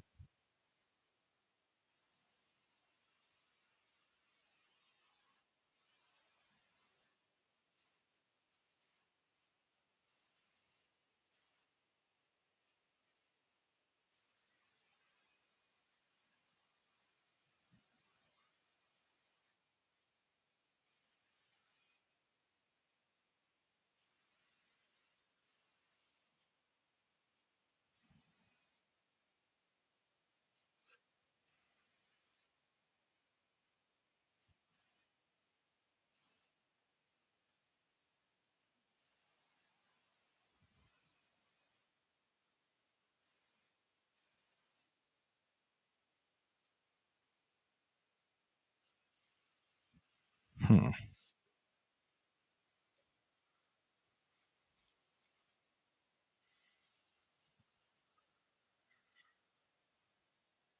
So saying maybe keep Desmond Hart alive and use him as a weapon. I mean that does make sense. That might be something that you could do.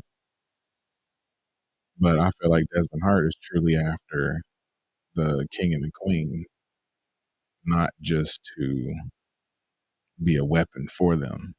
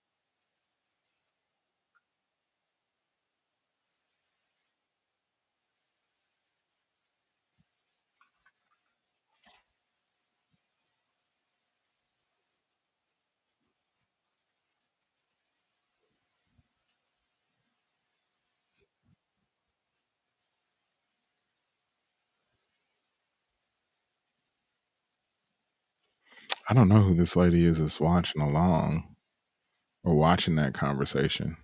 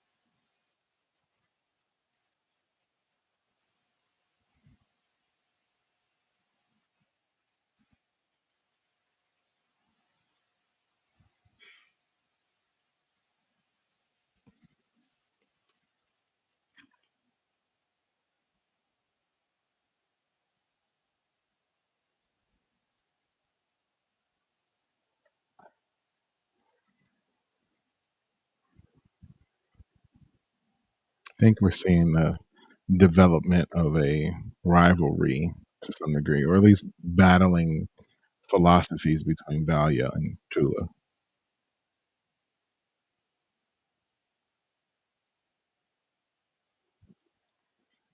You know, another ship. I don't know what planet they're going to right now.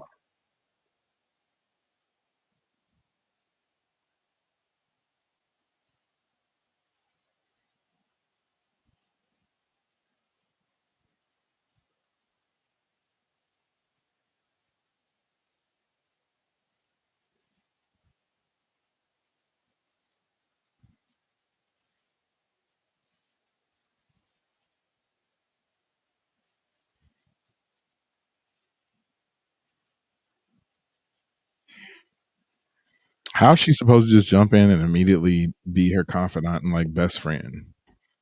That's weird.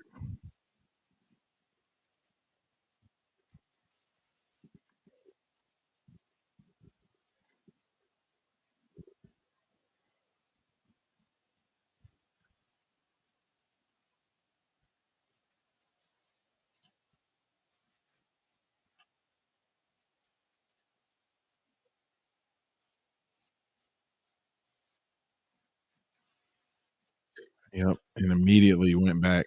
She went back and told her dad. Like you knew that was gonna happen. I said that immediately. Why is he giving up all of these secrets to her after she just let him hit? Like oldest trick in the book.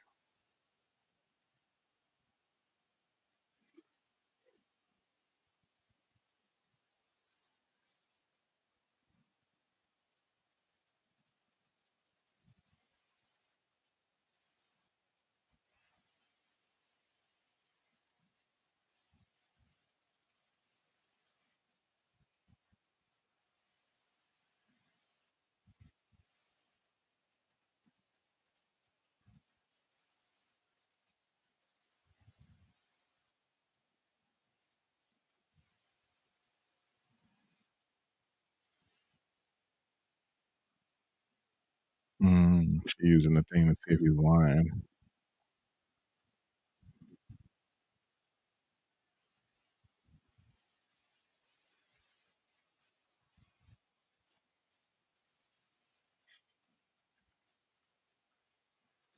Hmm.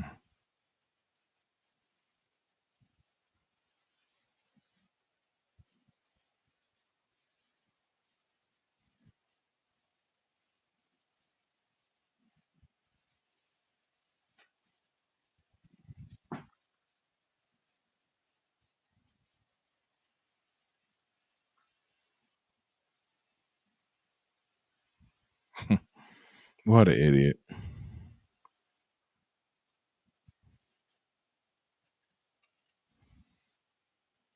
Kasha dead, bro. She burnt.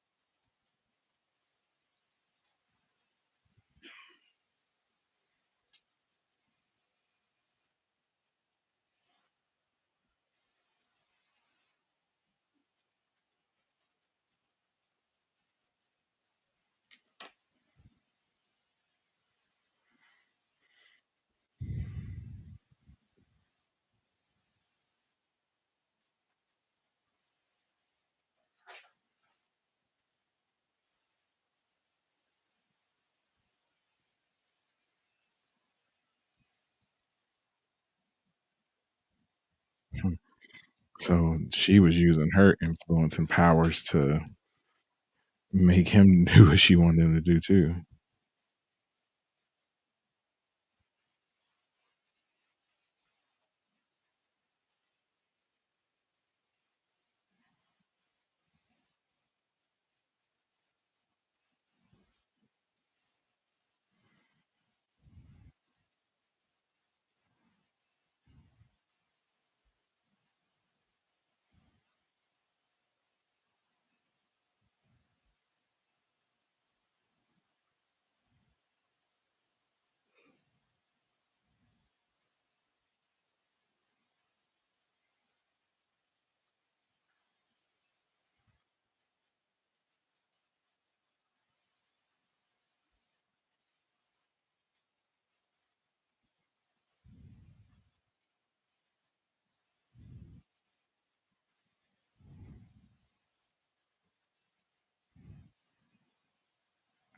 So it's like Valia trying to butter up Princess Nez.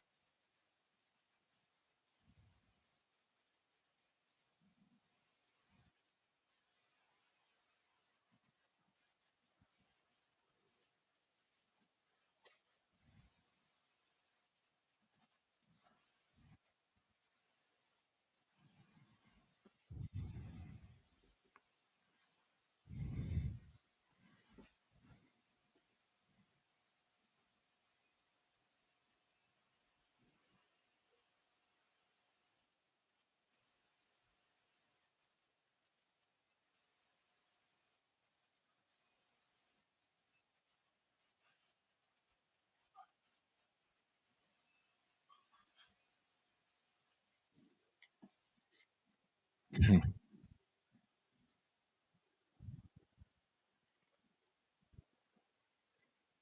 So I wonder, is Theodosia going to tell her how she actually died?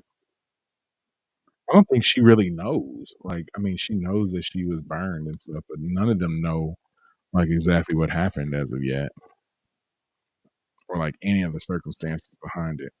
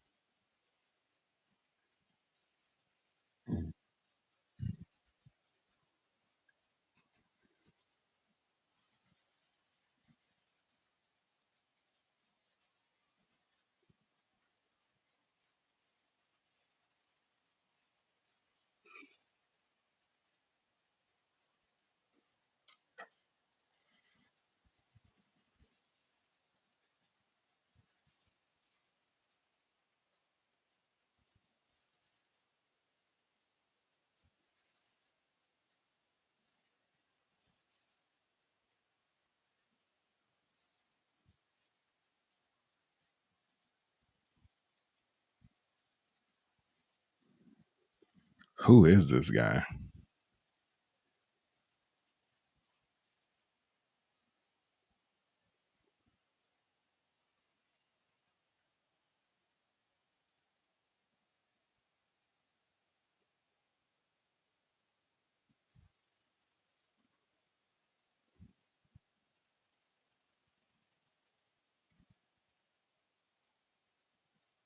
Hmm.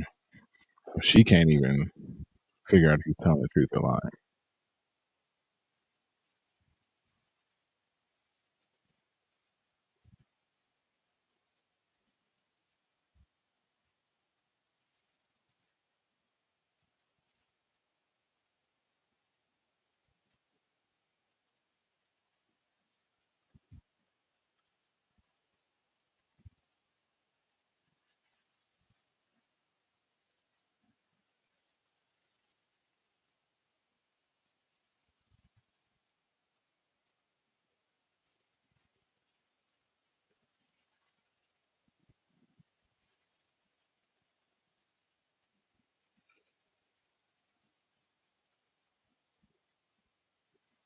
lying.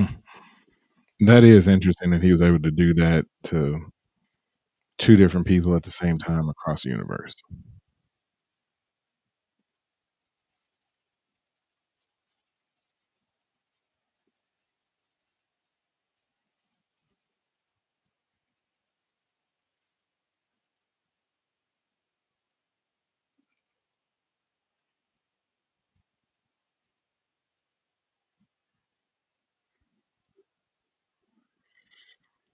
Hmm.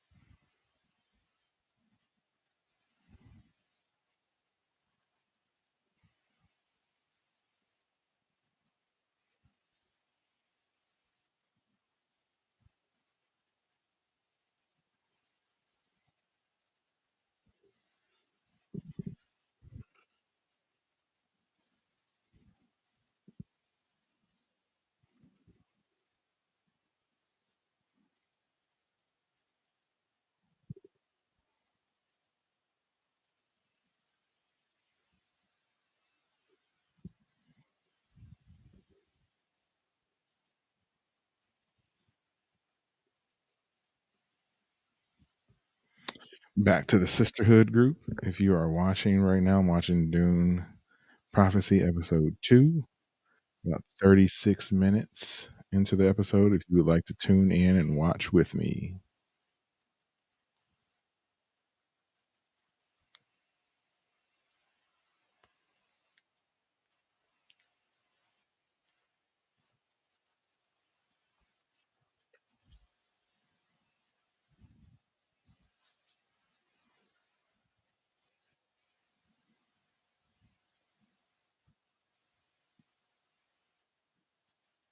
Yeah, this whole sisterhood thing is a racket, but it reminds me a lot of what, nuns in modern day are too,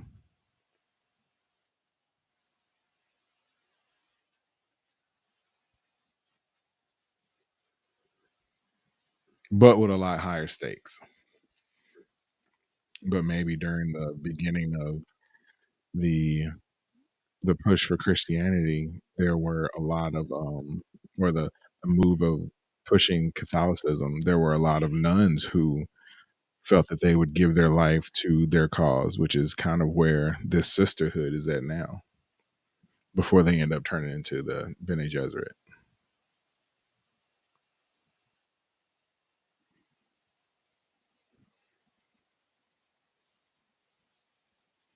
So the sword master is like scanning the room, I guess, to look for an exit or somewhere he can stash some stuff or seeing where everything connects to. Interesting.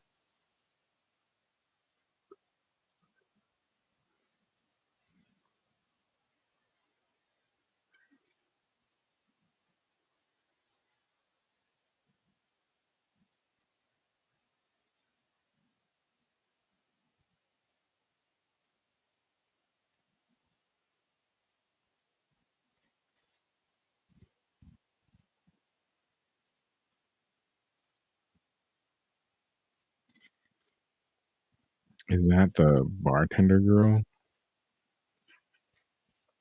I think it is.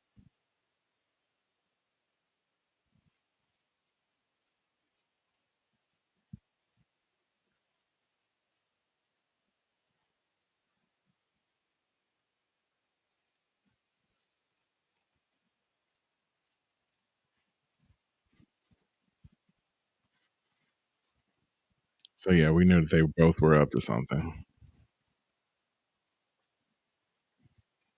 and they're planning on doing some sort of strike. Yep,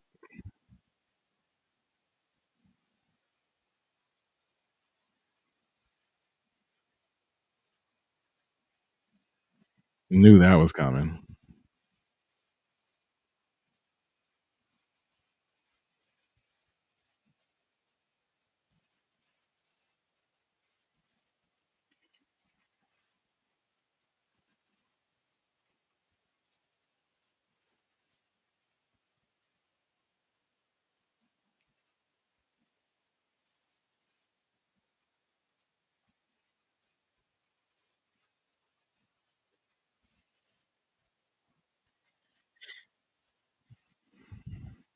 I wonder what their cause is, though.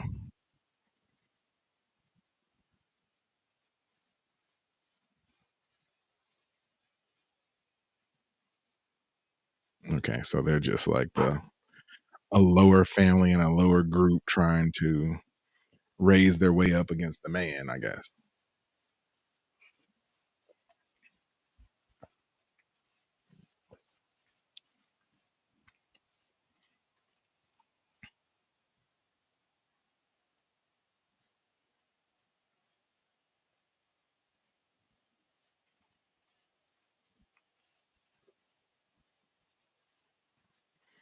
Hmm. So his real girl is a little jealous that he's getting a little too close to Princess Inez, I'm guessing.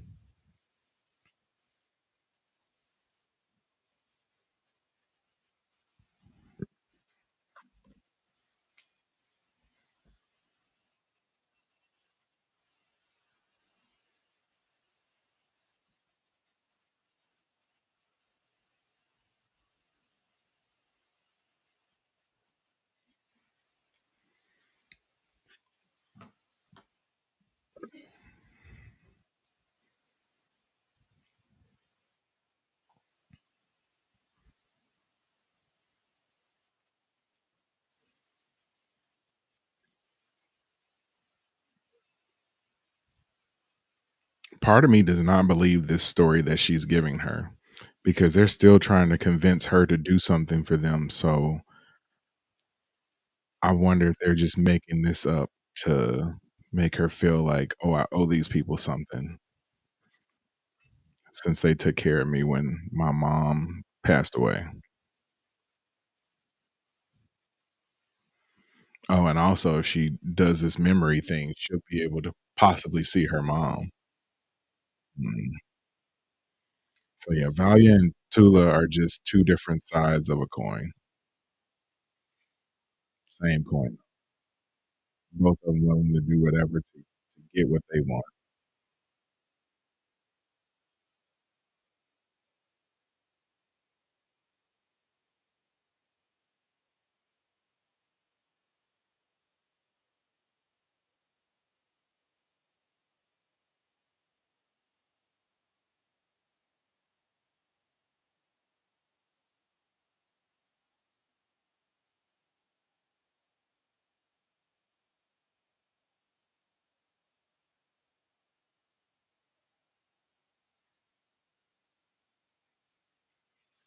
What?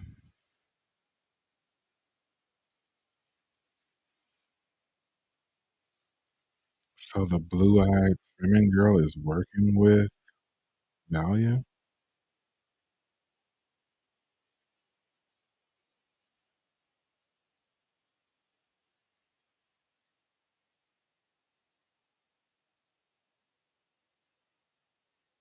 Hmm. Wow. Was not expecting that.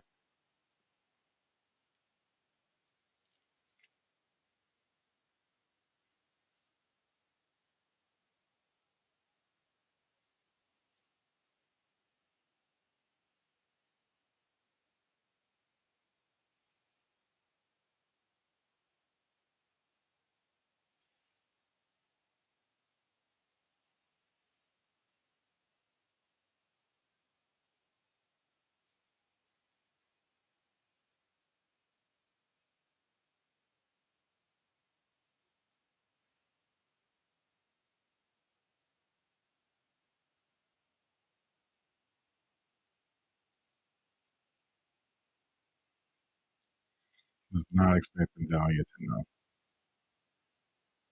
Hmm.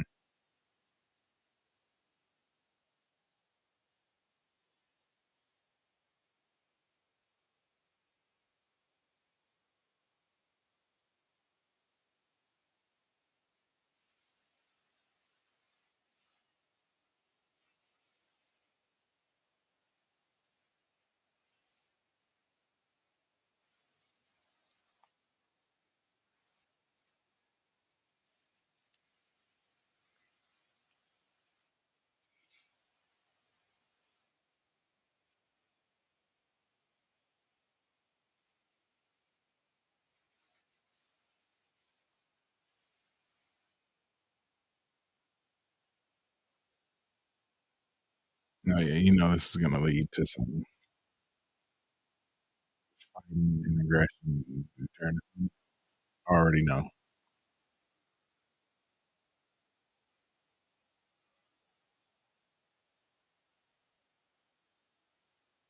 Mhm. Mhm.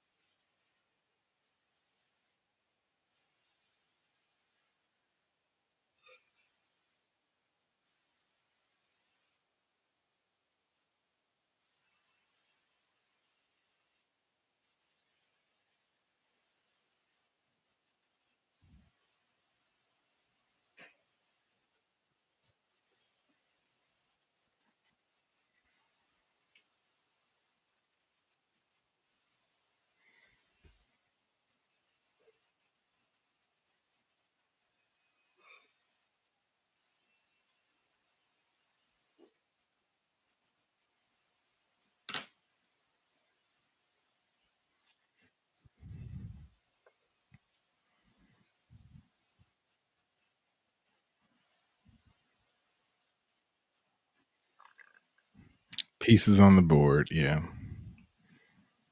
Very true, very true. I'm glad they see and realize that. Or at least she does.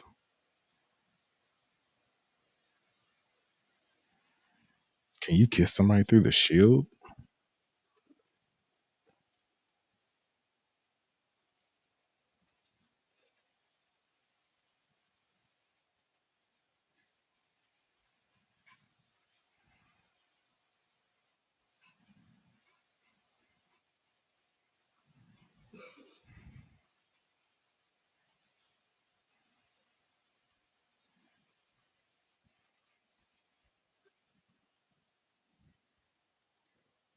Hmm.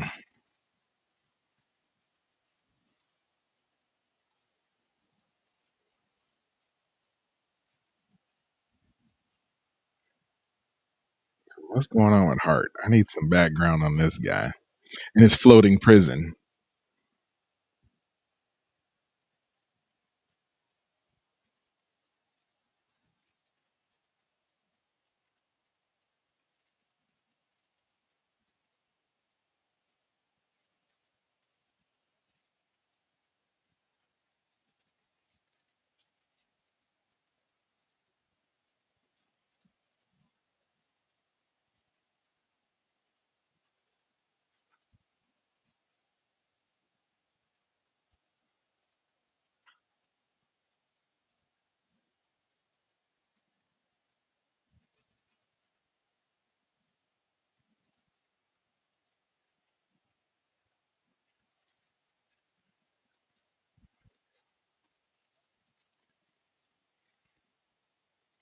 Hmm.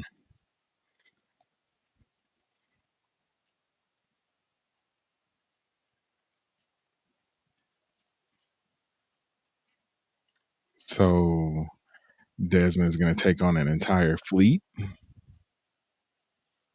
Interesting.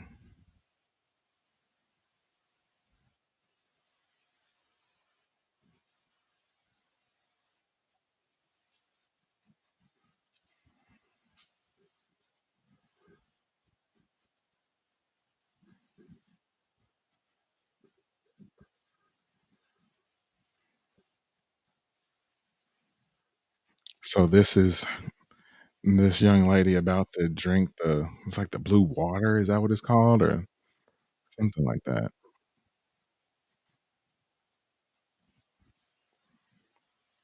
I'm pretty sure that they said that they die in order to, to do this.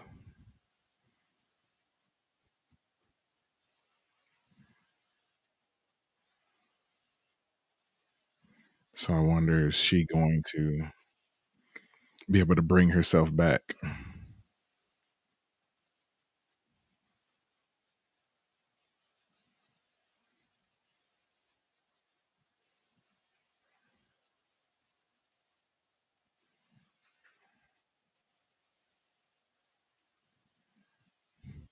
This is not gonna work well for her. I already know it.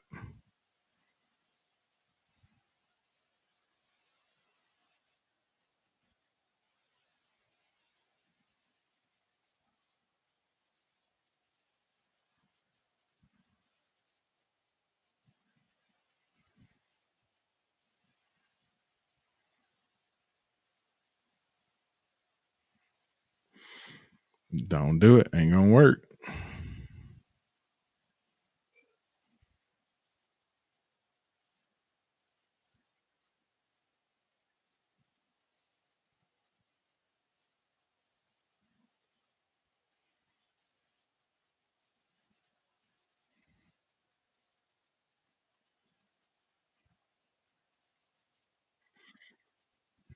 How do you just prepare yourself to know that you're gonna die?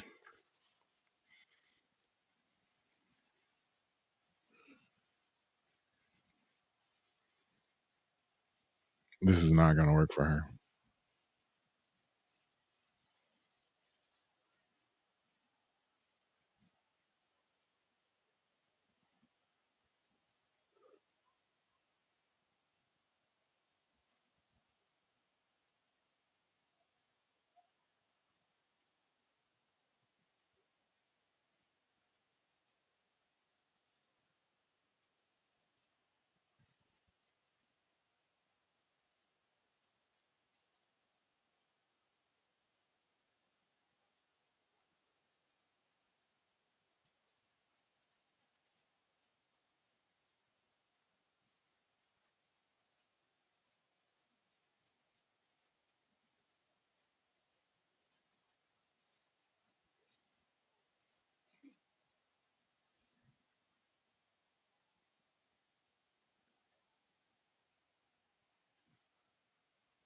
Hmm.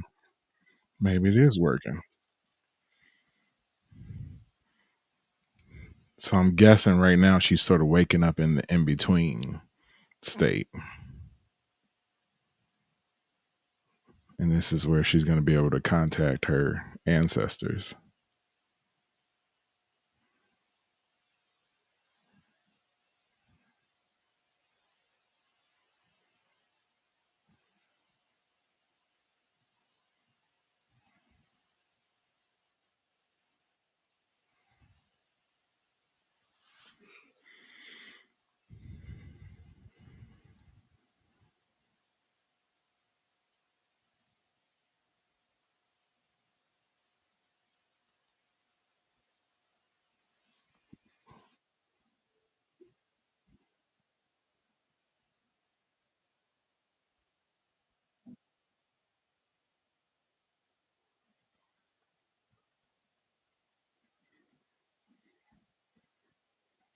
I mean, and I get that it's supposed to be scary, but I don't know, man.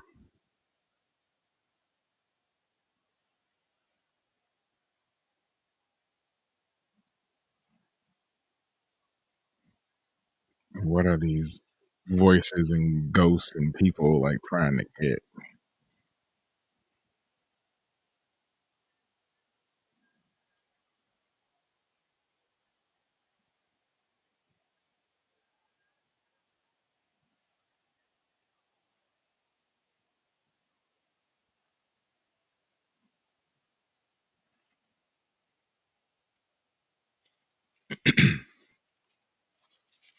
Okay, so it looked like they consumed her then, but like what's happening now?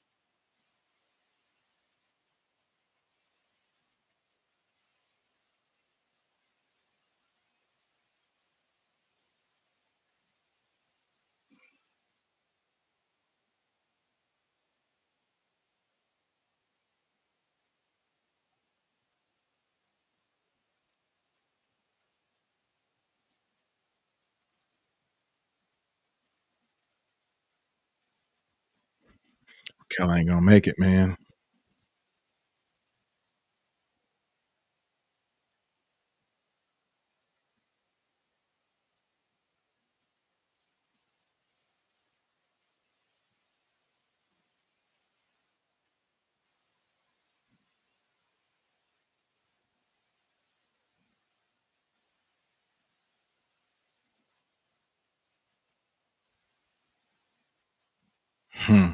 Knew it was a lie. Knew it was a lie.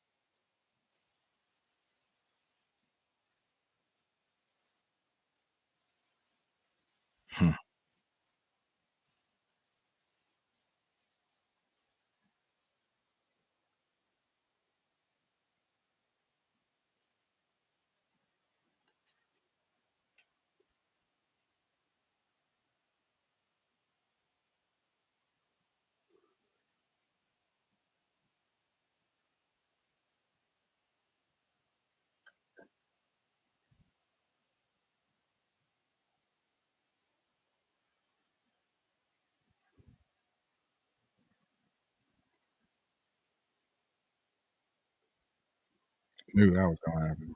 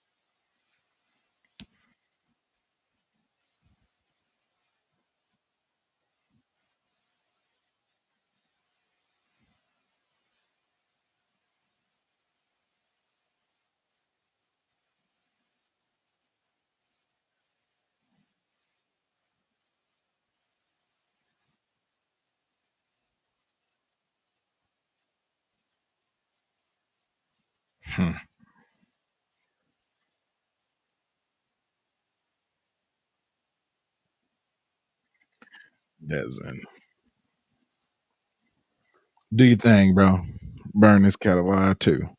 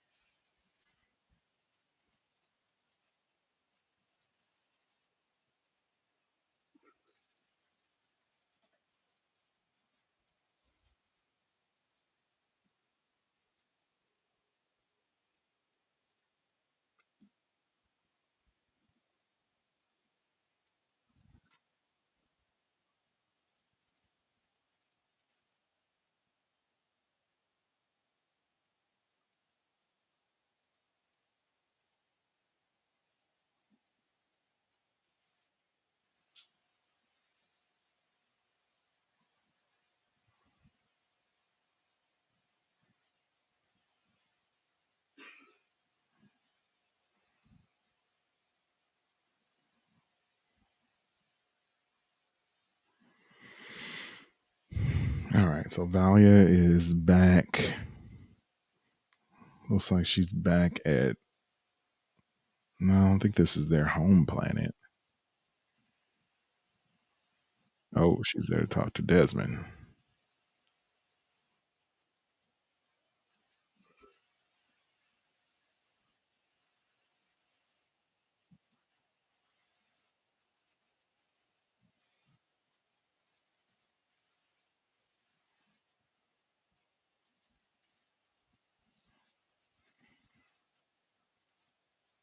Hmm.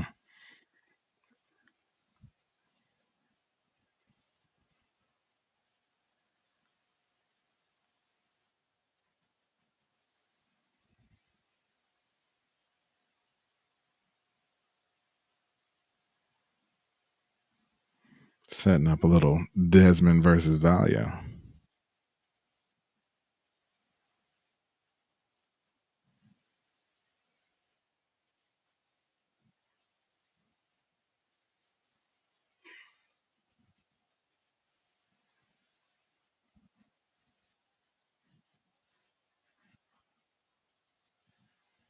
Mm,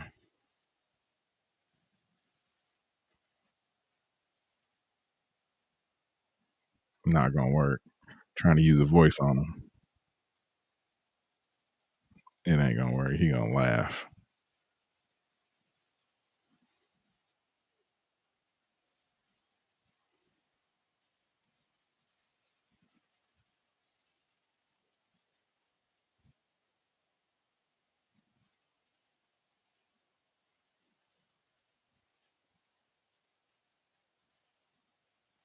Yep. Knew it wasn't gonna work.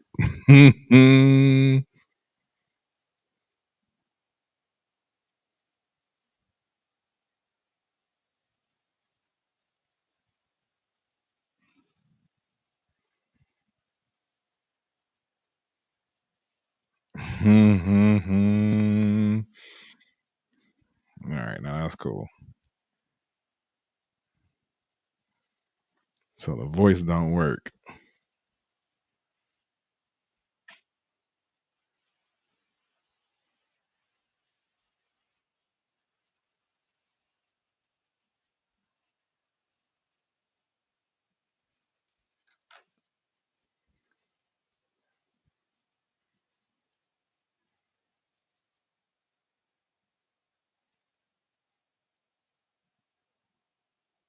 Hmm.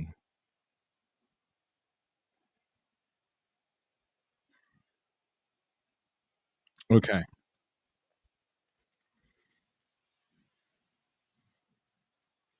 All right. The episode is now over. We are going to switch into some little rapid reaction on this episode since it's over now. And I'm going to go over the notes that I have written down for this episode. So let me go back onto the banner, take this one off, and put on Dune Prophecy rapid reaction. Okay. On this episode of Watch Stuff With Us, Dune Prophecy Episode 2, rapid reaction.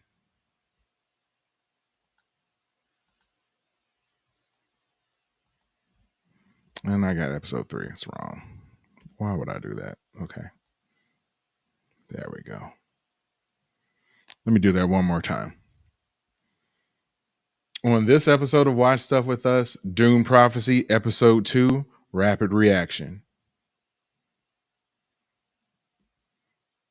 Thanks for tuning in to another episode of Watch Stuff With Us. I'm JD. Please hit that like button, hit the subscribe button, and be sure to drop a comment so that I know that you're there and you're watching Dune Prophecy Episode 1 or 2 with me. But without further ado, we're going to go into a little bit of a rapid reaction and breakdown of everything that just occurred in the episode. So I'm not going to cover all in every aspect of things that happened on the show, just some of the things that caught my attention from episode 2 of Dune Prophecy. So first thing I had written down is that we're dealing with the fallout from the death of the sister and the young Duke. So the death of Pruitt and Richise. It is obvious that what is his name? Desmond Hart was the one who did this. And the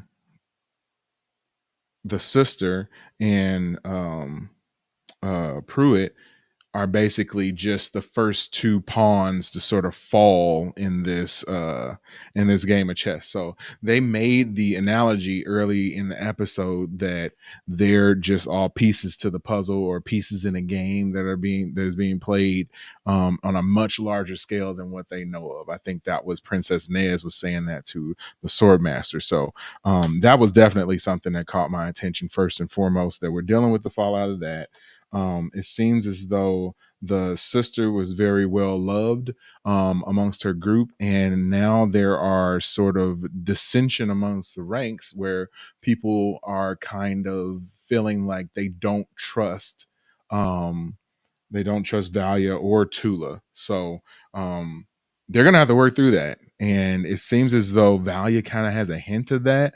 So they brought in Sister Theodosa, who was one of the ones who was kind of starting to sow that discord. They probably sense that, and they're going to try to bring her closer and give her a job of trying to keep Princess Nez company. And by doing so, they'll be able to keep tabs on both of them. So that was another thing that I had written down. And that Theodosa, in her job of watching Princess Nez, is also going to be there to try to influence her to continue her path down going to the sisterhood, because they're starting to get the sense that she's doubting that she wants to do that, even though she said that she was completely down and in for that plan and felt that that was what her, her life's journey was going to take her. I think by her actions, they show something that's a little bit different. So that's definitely going to be interesting too, to continue to follow. The next thing that I had written down was that the Swordmaster is planning a rebellion, um, and um, the Swordmaster is planning a rebellion, and the lady who was the bartender is also, well, the bartender from the first episode is also in on this rebellion. So that look that they sort of gave each other in the first episode was definitely one showing that they were plotting something. So what they're plotting is a rebellion. So they showed a little bit of a meeting between those two and another person who was also helping out with this rebellion. And then we had a rather large revelation that the bartender lady, and I don't know her name, but the bartender lady who looked as though she was a Fremen is actually part of the sisterhood, and Valia knows her. So she basically said that the reason that they are planning this rebellion is to give the people something to focus on, and that by focusing on this rebellion, it will help to eventually grow their cause stronger. So it's kind of like, at least the way I took it, it's kind of like the martyrdom syndrome. So if they were to fall victim to a rebellion and have some of their people lost in this rebellion, it'll be another story and another piece of propaganda that they can use to further their cause and eventually bring more people into the fold. So it's almost like, you might deposit a few people in the beginning. By deposit, a few people might die. So you might lose a few people in the battle, but you will go on to eventually be stronger and win the war. So that was pretty interesting. Then we got to the part where Lila ended up taking the blue poison, and she was doing so in order to connect with her mother and also with Raquella, who was the first leader. So they Tula convinced her to do so, even though she hadn't been trained really to do it, and she wasn't strong enough in the sisterhood early on. And that this was something that's supposed to take years to develop, and they just sort of sprung it on her and told her that she was going to do it. I felt that this plan was doomed from the jump. I was almost certain that that was going to happen and that she was going to die, and eventually that's what happened. And once she was able to sort of pass on a message from Raquella, Lila thought that she was going to see and talk to her mother, and she basically told her that, like, no, you let them mislead you, and your mother isn't here, and now we are going to consume you. So I guess these spirits are sort of, I don't know why they consume people, but they consume the energy of people, and they consume Lila, and she was taken out, which is sad. And I feel as though part of the reasoning behind it is that they needed to gain this information, but they used someone who was not very strong and almost sacrificable. Um, I think Tula tried to believe in the situation, but she ultimately knew it probably wasn't going to work. But they did get the information that they were seeking, and tried to get more information on the prophecy that Raquel had been talking about. So they did get a little bit of that information, but I don't think they got everything that they needed. But I think Tula knew all along that Lila was going to die, and that she was willing to make that sacrifice in order to get the information that she needed. It's sad for Lila, but it was kind of expected. And pretty much as soon as I saw that they were hatching that plan, I was like, Lila's not going to make it. The last thing, and probably the two best parts of the episode, was Desmond, Desmond Hart being released and basically working for Javaco now. He is almost like his hired gun, I guess. And basically, Ferdinand was there and threatening Javaco and saying that he was gonna, take over, and because he was mad that his son died. And because of this, Desmond comes along and then starts his whole internal burning thing, which he did to Ferdinand's son and Mother Kasha. So the first thing that I thought was, like, why would, I mean, I get that Javaco needs someone to sort of be strong enough to take out Ferdinand and his group, but I don't know why on earth he would ever trust Desmond to do that. If this dude can just use his mind to spontaneously, or to make people like pretty much spontaneously burst into flames from the inside out, like, why would he think that he's going to be able to control him? Like, I'm almost certain that at some point Desmond is going to kill Javaco. Like, almost certain of that, because it makes no sense to have and form and create an allegiance to a guy who is that powerful. You know nothing about his background. You don't know how he got his powers, where these powers come from, or anything like that. And yeah, there's no way I would trust that. No way. Also, we ended up ending the episode with Valia and Desmond meeting. So Valia comes back, and she sees that Desmond is not, bound and floating anymore, but he's able to have a conversation with her. And during that conversation, she basically realizes that he is a major threat to her and the sisterhood and everything that they have going on. And basically Desmond tells her that he is just there to serve the Imperium, and that the sisterhood is the biggest threat to the Imperium known to man right now. So he is going to do whatever he can to take her out. So Valia uses the voice on him. And as soon as she started using the voice, I was like, it's not going to work. It's not going to work, because Desmond uses his mental ability. Like, you can see him like tweaking a little bit when he uses his mental ability in order to like create the fire. So this dude is not just your normal person, and is not mentally weak enough to fall victim to the voice. So I kind of knew that was going to happen, but he like raised his, she told him to take out the knife and put it to your throat, and, then slice your throat or whatever. And it looked like he was struggling with it, but I don't really think he was. I think he was just putting on a show right then. I don't think that was affecting him one bit at all the entire time. And it looked like he was going to do it, but then he stopped, and then he put the knife away and basically said, you can't control me. So now that you have somebody who you can't control, what are you going to do now? That's your biggest fear, is that you know that at the end of the day, if something goes wrong, the one ace you have up your sleeve is using the voice and telling that person to off themselves or to do whatever, and you can control them. But now that you can't do that and you have somebody who you can't control, what are you going to do now? So if I had to say, just watching a show, I feel like the Sisterhood are almost villains, especially Valia, and knowing that they eventually turn to the Bene Gesserit, and I don't necessarily agree with their cause and the things that they're trying to spread.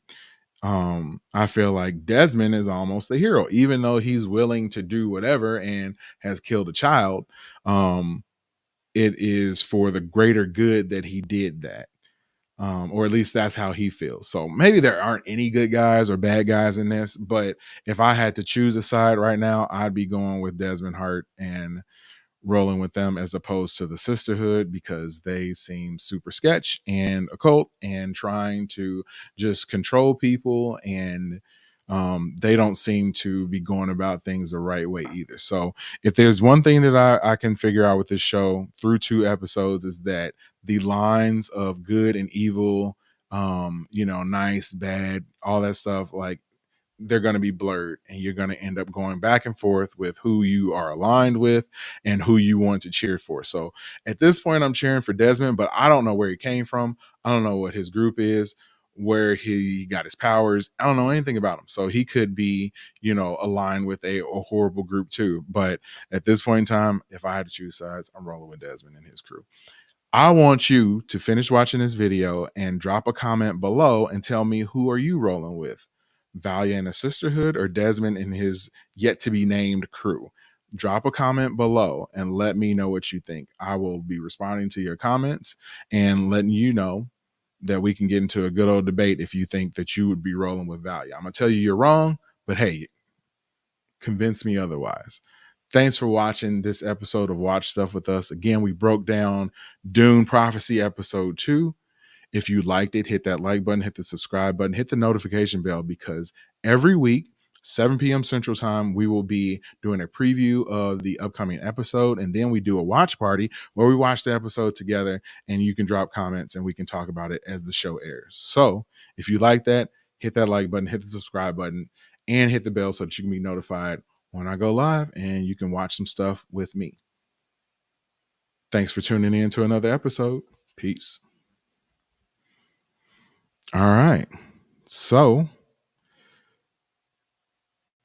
there you have it, folks.